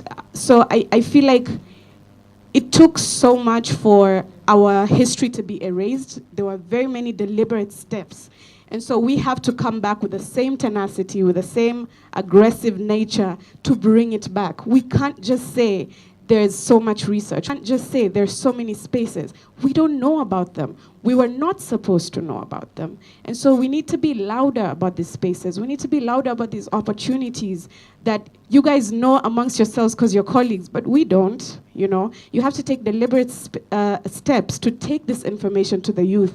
We are not in the boardrooms. We are in creative spaces. We are in the soccer fields. We are in schools. You have to intentionally put it in your program to take to go for tours in different schools and talk about these historical sites that you keep talking about, that you're struggling to preserve for many years. We will not come see them because we don't know they exist. So my recommendation is to be as aggressive as we are about churning out this content, to be as aggressive about disseminating this information, especially to some of us who are supposed to be leaders of tomorrow and who are supposed to carry on the torch from you guys. So yeah, that is my recommendation. Thank you. Absolutely. Daktari, halafu I'll come to your side, Daktari. Thank you very much. I want to concur with Mary, but I think also the film industry has a lot to play in this. I normally watch Nigerian or whatever, these things in the Nigerian, and you see the attire those guys normally put on. You know, you just want to watch, you want to go back and see how these guys are doing their things. You want to see, you know, you are amazed. So we have so much in our TVs showing foreign things. You know, people fight with their wives because their wives are taking the remote, and there's a particular program that they have to see. But now when you look at that thing, actually it doesn't make a lot of sense, doesn't even help anyone in that family. So if we have these things running, if we can lobby the media, you know, Professor there is dressed so well. The kaya mzee, you know, amevaa vizuri sana. Actually, those guys who are acting these things, you know, these programs, they should be brought to our TVs. And we make sure they are there morning to usiku. You see? They will love it. I mean, you know, I have two daughters, and my young daughter likes these, what do you call it, Kigiriama, Ando. You know, the other girl likes the Maasai things. And they don't. I'm sure we can make a change if the media, that whatever you're watching, you know, televisions, we should find a way to ensure that changes. If your people are doing the advocacy and lobbying, Professor, I think that will make a change. Thank you. So in other words, I think the recommendations that are coming out here is let us use the creative sector to advance cultural heritage. And part of the creative sector is, of course, the film industry. And I think there's advocacy work to be done. And we've been doing this with the Kenya Film Commission for a national philosophy on filmmaking. You know, we do need that. I mean, you need to be able to have a national film, a national philosophy, cultural films and so on. Nataka kuja upande huu manake tumeweka mbali sana.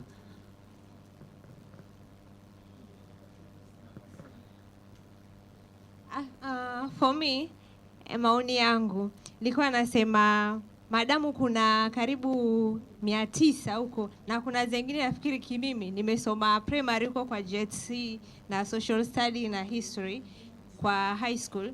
kama the Jumba na Gede hizo. Kuna zingine mimi binafsi sizijui, lakini ningependa kuenda. So ningependa yani ziongelewe, at least ni note down hapa, nikijua kuna mahali nitaenda nika-visit. The historical sites, so that the mapping, I think that we need to do continued mapping and sharing information about the various sites and so on. Athman, halafu nitakuja kwako.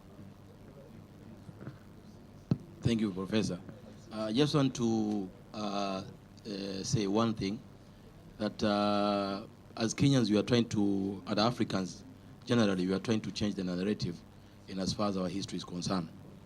And I'm so happy that local communities, wherever we go as museologists and the heritage managers, we tend to be challenged by the youth.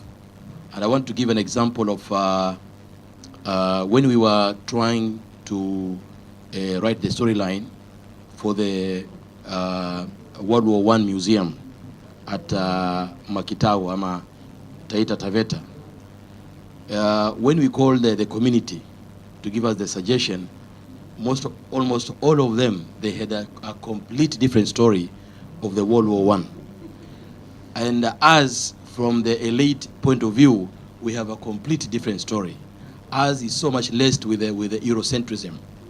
You know, reading books, cross-referencing, most of the books actually they are Eurocentric, and they actually wrote by them. And every time that the commemoration starts during the year, you'll find that National Geographic, Discovery, they'll be showing the war on that point of view.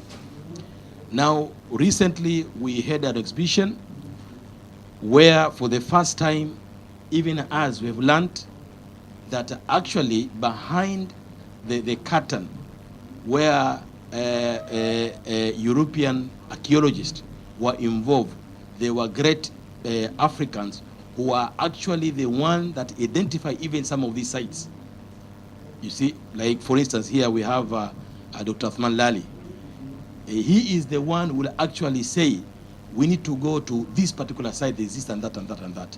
But when it comes to now preparing the paper or the book, for that matter, relating to that particular site, his name will not appear anywhere except somewhere. We acknowledge the support of Athman Lali, that's all, you know. So that narrative is now changing, because we have a complete exhibition of all the Africans who did a lot of excavation all the way from South Coast to Lamu. And I think it's still ongoing. You can go there and see for yourself. No mzungu, no nothing. Our Africa peke yao ndio nazungumzo. Now, coming to World War I, the Taitas actually shocked us, because they told us that there is World War I and there is our history, our side of the story. That story, if it will be there, then it has to be dissected together, dissected in the way that the museum should show the history and the story of the Taita Tavetas na hiyo ya wazungu. Now, one, we didn't know that there were so many Africans who actually fought. Hardly the ones that they fought in both groups, the Germans and the British. They were hardly 500, but majority they were beefed up by so many Africans taken from different parts of Africa, who went to that particular theater and fought.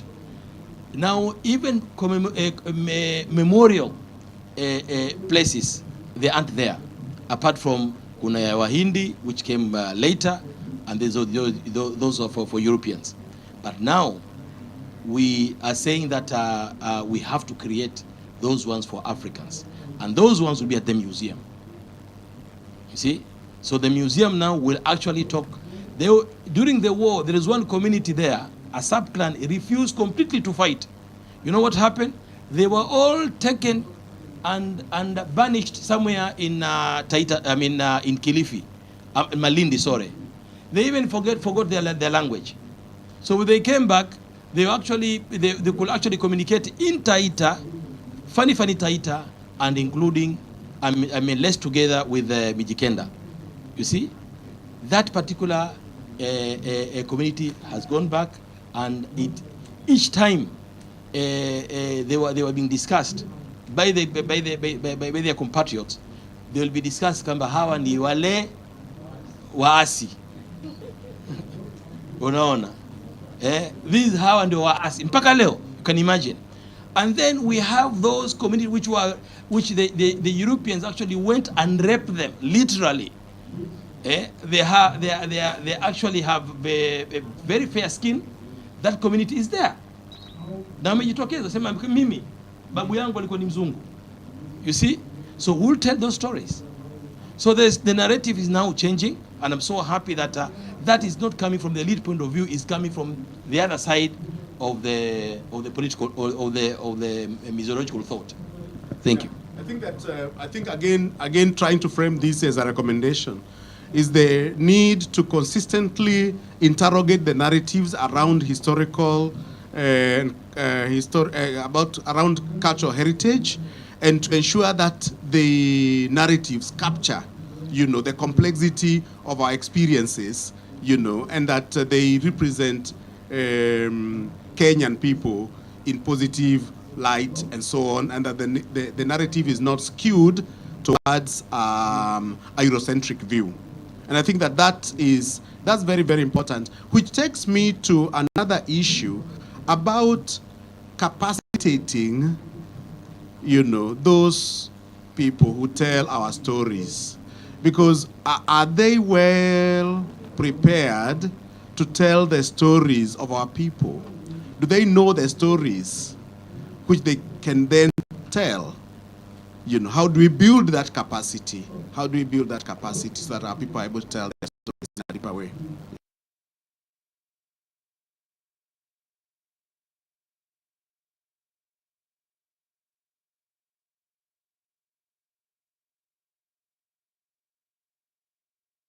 Swahili compulsory, culture must be compulsory.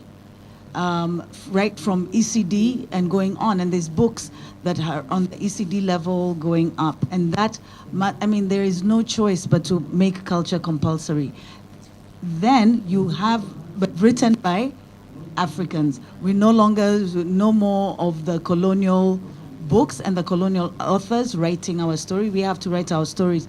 But as I research, within my PhD studies right now, a lot of the writers, even that I'm reading, like Kenyan or African writers, they've read the colonial books. So even in their research, they're still referencing, a lot of books that have already been nullified, that are not even, they're not even any longer in circulation. I don't know why they're still in the University of Nairobi, And so, yes, so it's a difficult thing. Like, who do you choose? Who has the capacity to be able to teach our cultures?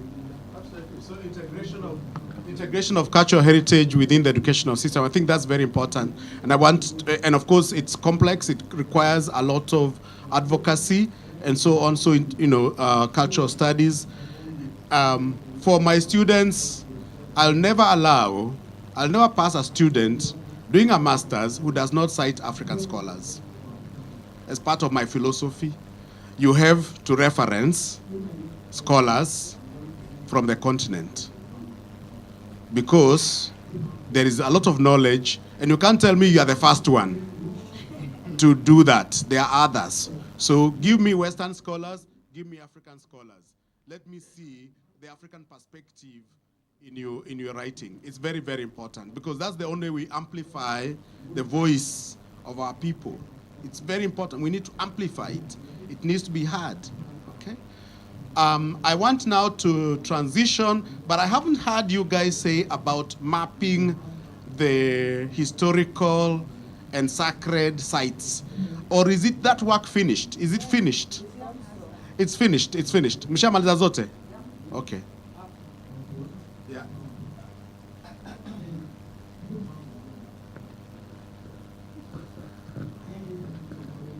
So I also think we should celebrate our cultures properly. we don't celebrate our cultures like the Maasai. Nowadays, kuva Maasai shuka is cool because the Maasai hawageuzi nguo zao, they always vaa ile nguo moja tu. Mpaka tumeizoea, you see? So if we celebrate our cultures properly, like around here I only see 2 people ambao wamevaa kikwetu, but the rest of the us tume adopt cultures from somewhere else. So if we adopt our cultures properly, when we go out, when we visit places, tunavaa nguo zetu za kitamaduni, we speak our languages in our homes. Most of us hata tuongee kikwetu, tuna encourage tutonge kizungu ama other languages. We don't embrace we don't love our cultures as we claim we do. When you go outside there, we do something else. Unaenda unachukua umevaa nywele ni Brazilian, nywele shati imetoka sijui wapi. You don't even love your culture properly as you claim. So we just speak, but we don't act. So we should start by how we live our lives. We should live our lives as Africans, from how we dress, what we eat, when we go out, how we speak, how we talk to our kids then, because that's the next generation ambao watakame up wakikuwa membrasi culture. Because this generation hata nikifikia hapa kwangu, we are going.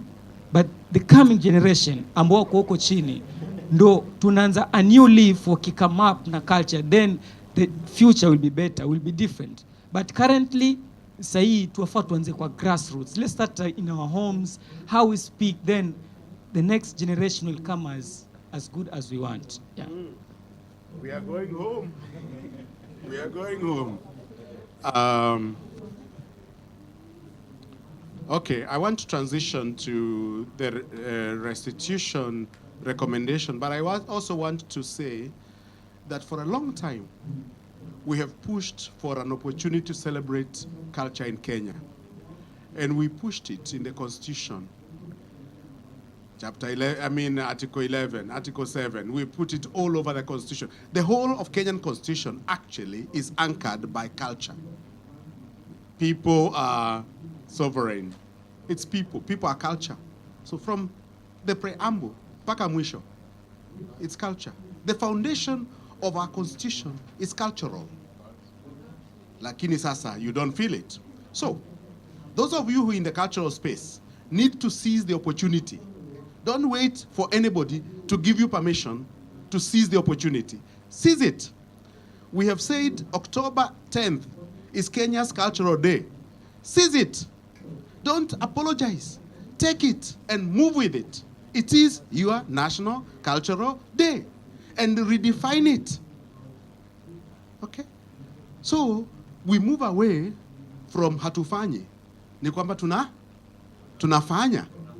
Hey, we do it. We do it. Seize it. Redefine. Because we have the framework. The framework is there. Okay. It's there. So take it. Take October 10th as our National Culture Day.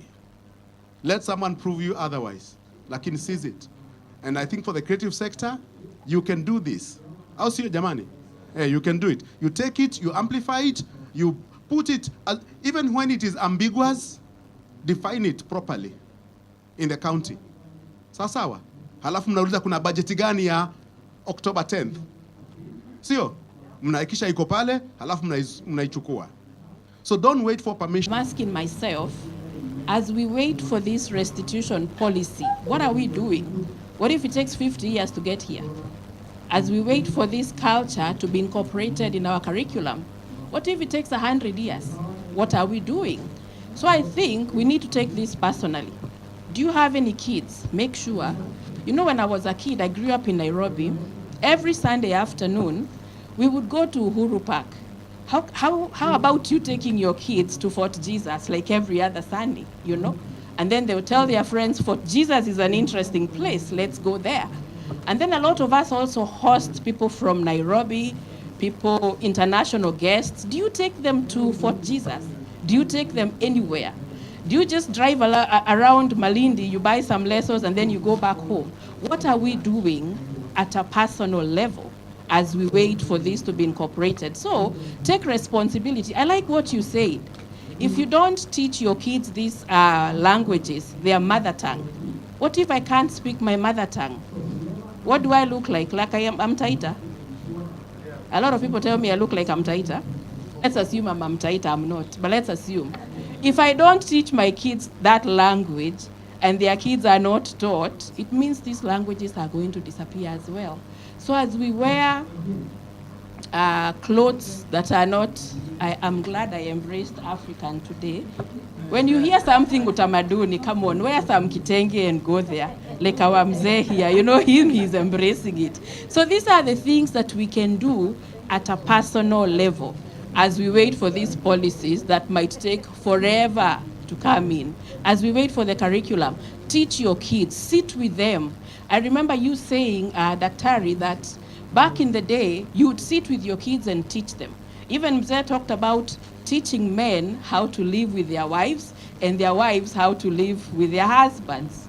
And somebody said LGBTQ somewhere, you know. Squeeze watu ni mashoga. Hakuna haja ya kuwafundisha. No, that's not our culture. Thank you. Okay. So take personal initiative. Invite yourself to the table. Do not wait to be invited. Huh? Claim your space. Claim it. Take it. Sawa. Mzee wangu tuko katika restitution, tuendelee kumaliza. I'm glad the immediate past speaker challenged those people who say they are practicing their culture and we are in the cultural space. Should we wait for the government to do something for us? Believe me, they will not do anything for you. You have to think outside the box, just like people write up proposals and go out there to get things done. Do it. The other day, I think it's just about, when was this? Tarehe 12 last month. Actually, I went to Poland and we had some fruitful discussion with the president of Poznan. He's like the governor in Poznan. And they were very glad that an African king had gone there. And we had some good discussion about having a community hospital among our people, after which we will also, after we build the community hospital, we would start building shelters for the people in the community who are not able to. And this is the role of the traditional government from time immemorial. And then we want also to put a cultural academy. That is an academy which has culture being inculcated into those children. They would be having a curriculum. If you're a Muslim, you would learn your Islam. You're a Christian, we inculcate your Christian values, but we would also put a lot of emphasis on culture.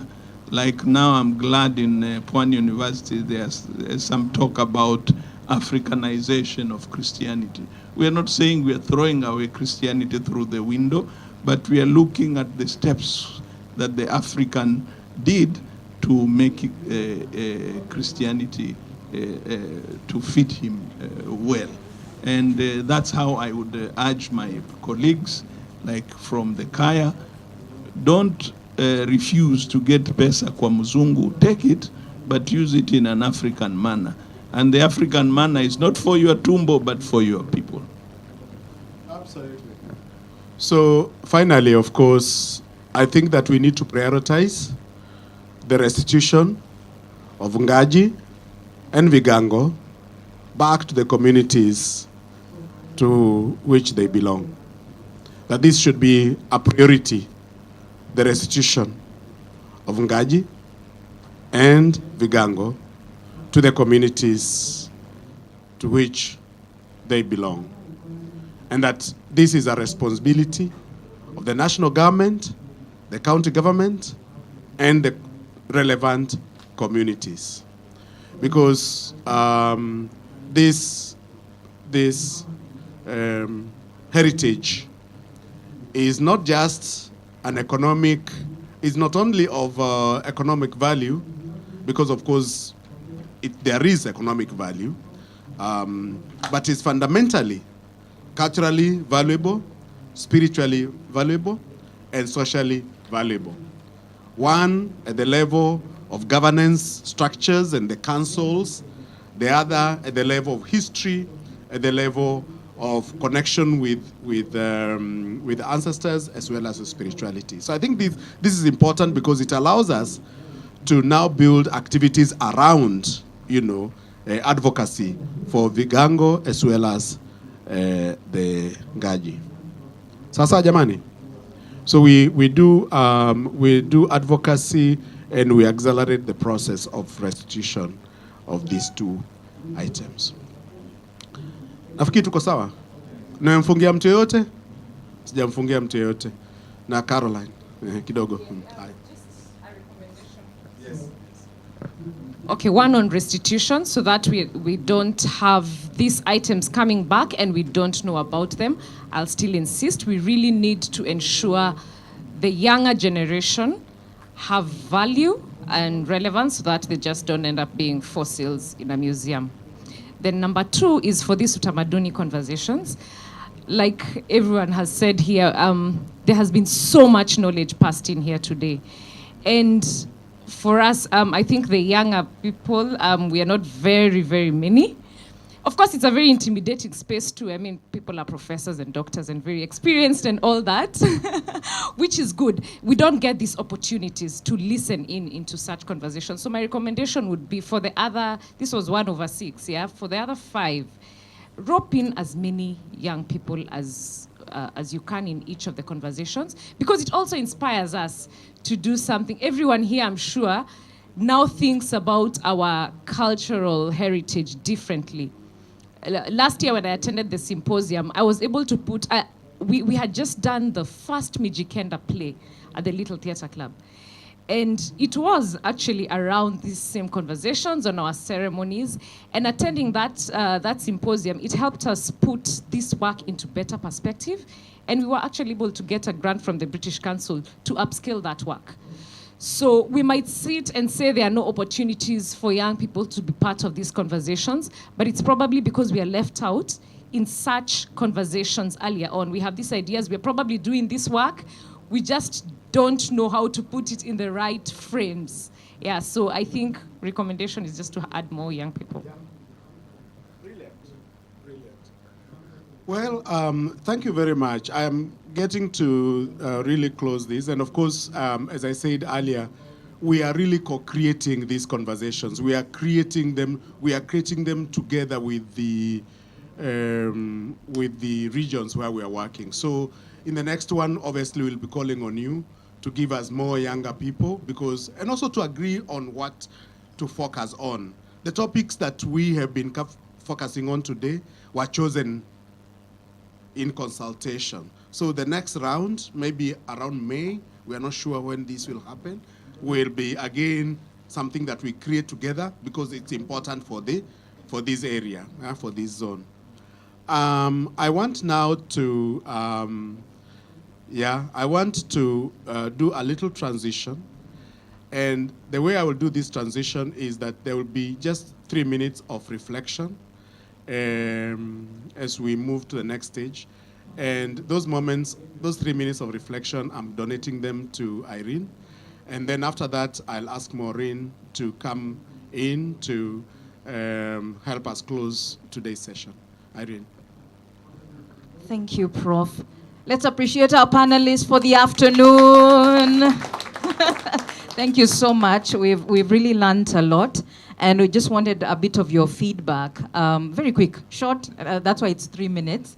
Now it's maybe 2.5. And my friend Immaculate at the back will help me just quickly pass on some of these forms. We just wanted to know, did it meet your expectations? Did you learn something new?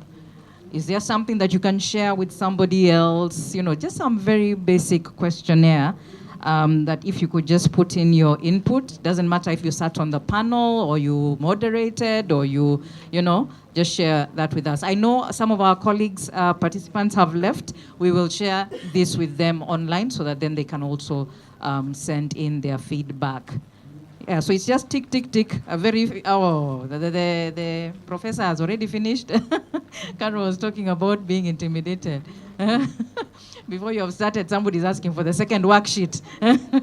When you're doing exams, second worksheet. All right, yeah, so thank you. Thank you. Immaculate, maybe you can take these ones. Thank you so much. So as we just wind up, I know Prof will be coming, of course, Maureen will be coming to, and then Prof will be coming in.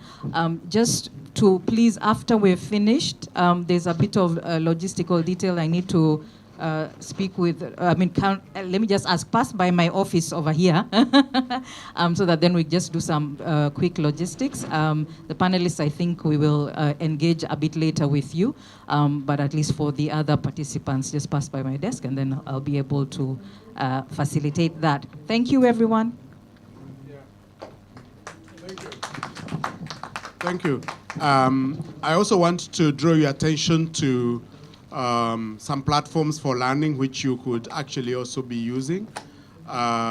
If you go online to www.wabunifu.org, Wabunifu in Kiswahili for creatives, you will find interesting information that gets uploaded occasionally by Mary as well as the team at Swaweza for purposes of helping the creative sector also understand the issues that are happening.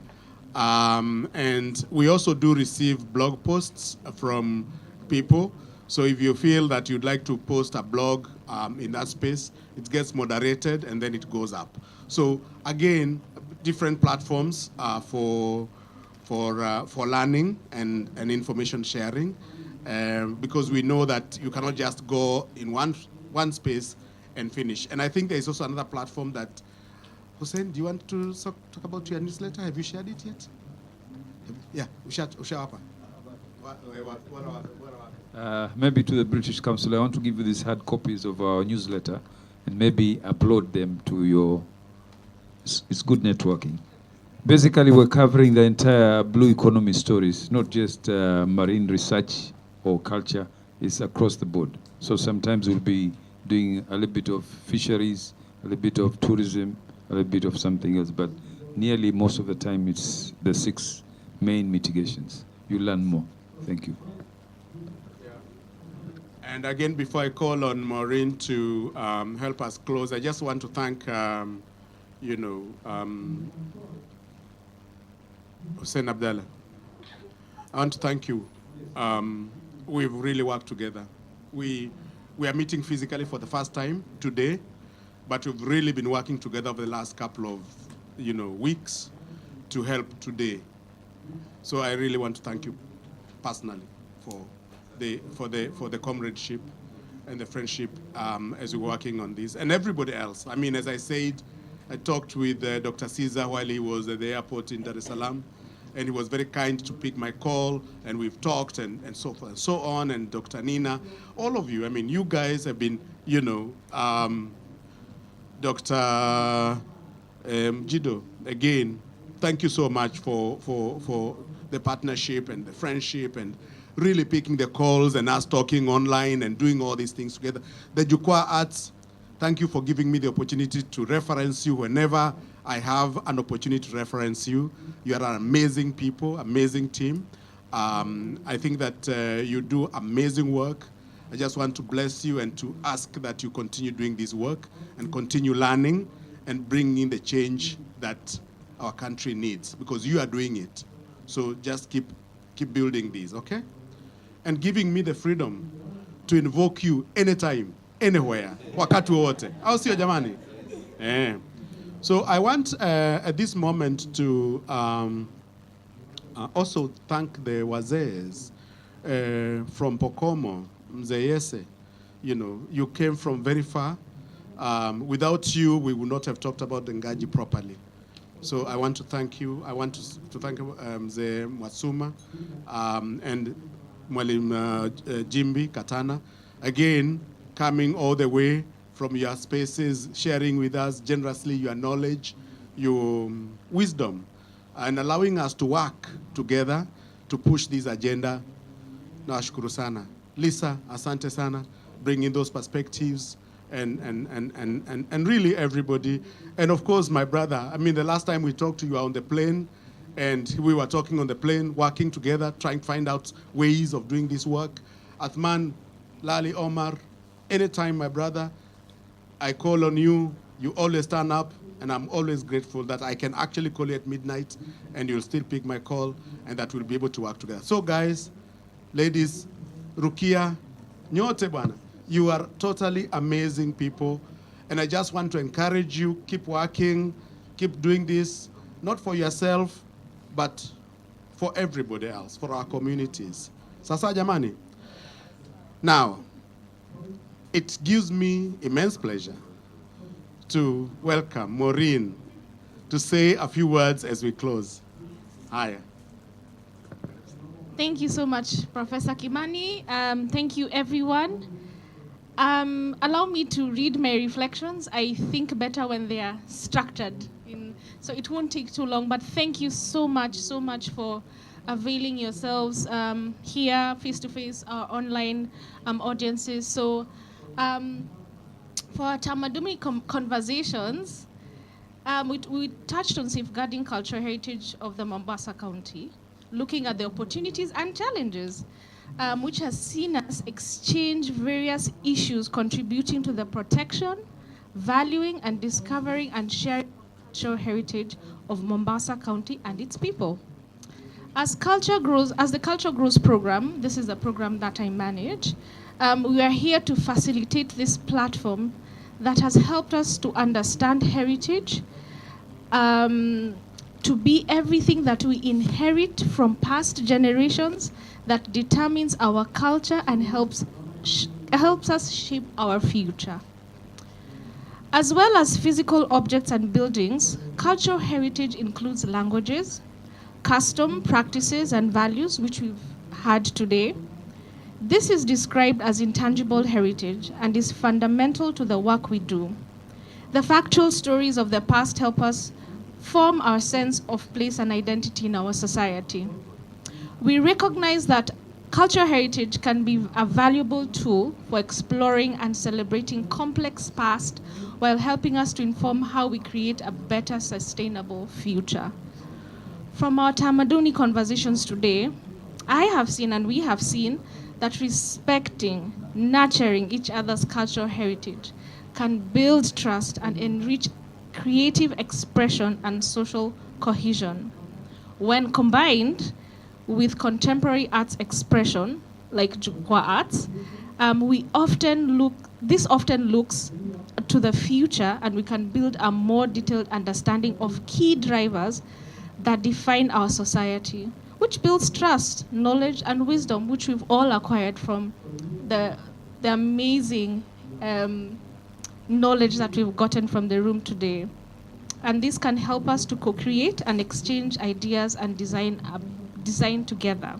Now, when we talk about opportunities, I'm glad to announce that we have an opportunity for a grants program that will be launching before end of March.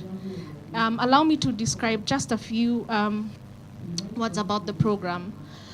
The goal of this grants program is to increase the value assigned to cultural heritage by deliberately, I use that, supporting innovations of cultural and art practices and spaces to widen and deepen connections among early career practitioners, the wider community.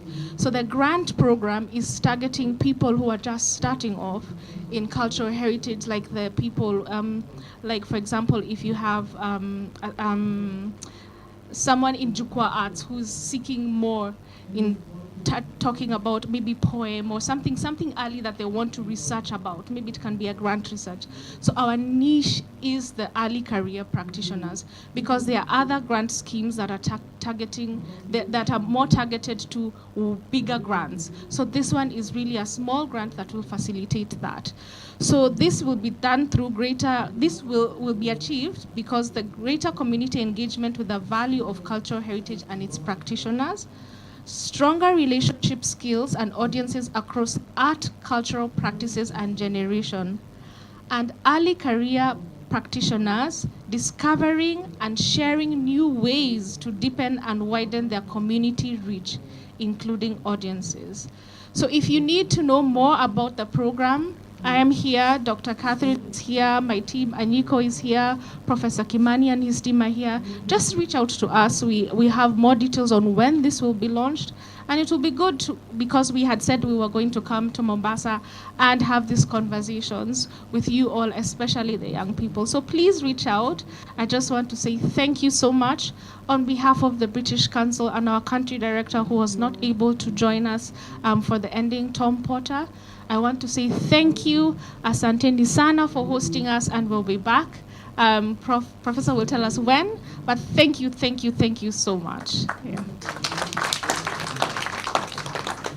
Yeah, let's give her thanks again to Maureen. Thank you, Maureen. Yes. Please do apply for the grants program, okay, once it comes out. Yeah, it's good. You know, you never get it until you ask. So it's good to invite yourself to that space and apply and see what happens. If you get it, it's great. If you don't get it, you try again until you get it. Sasawa. I think that we have said all that needs to be said. I want to again thank our partners, Manyata. I want to thank, of course, Jukwa Arts and everybody else that has been working with us. Keep up the good work. I think that Irene said some people will need to pass by her office.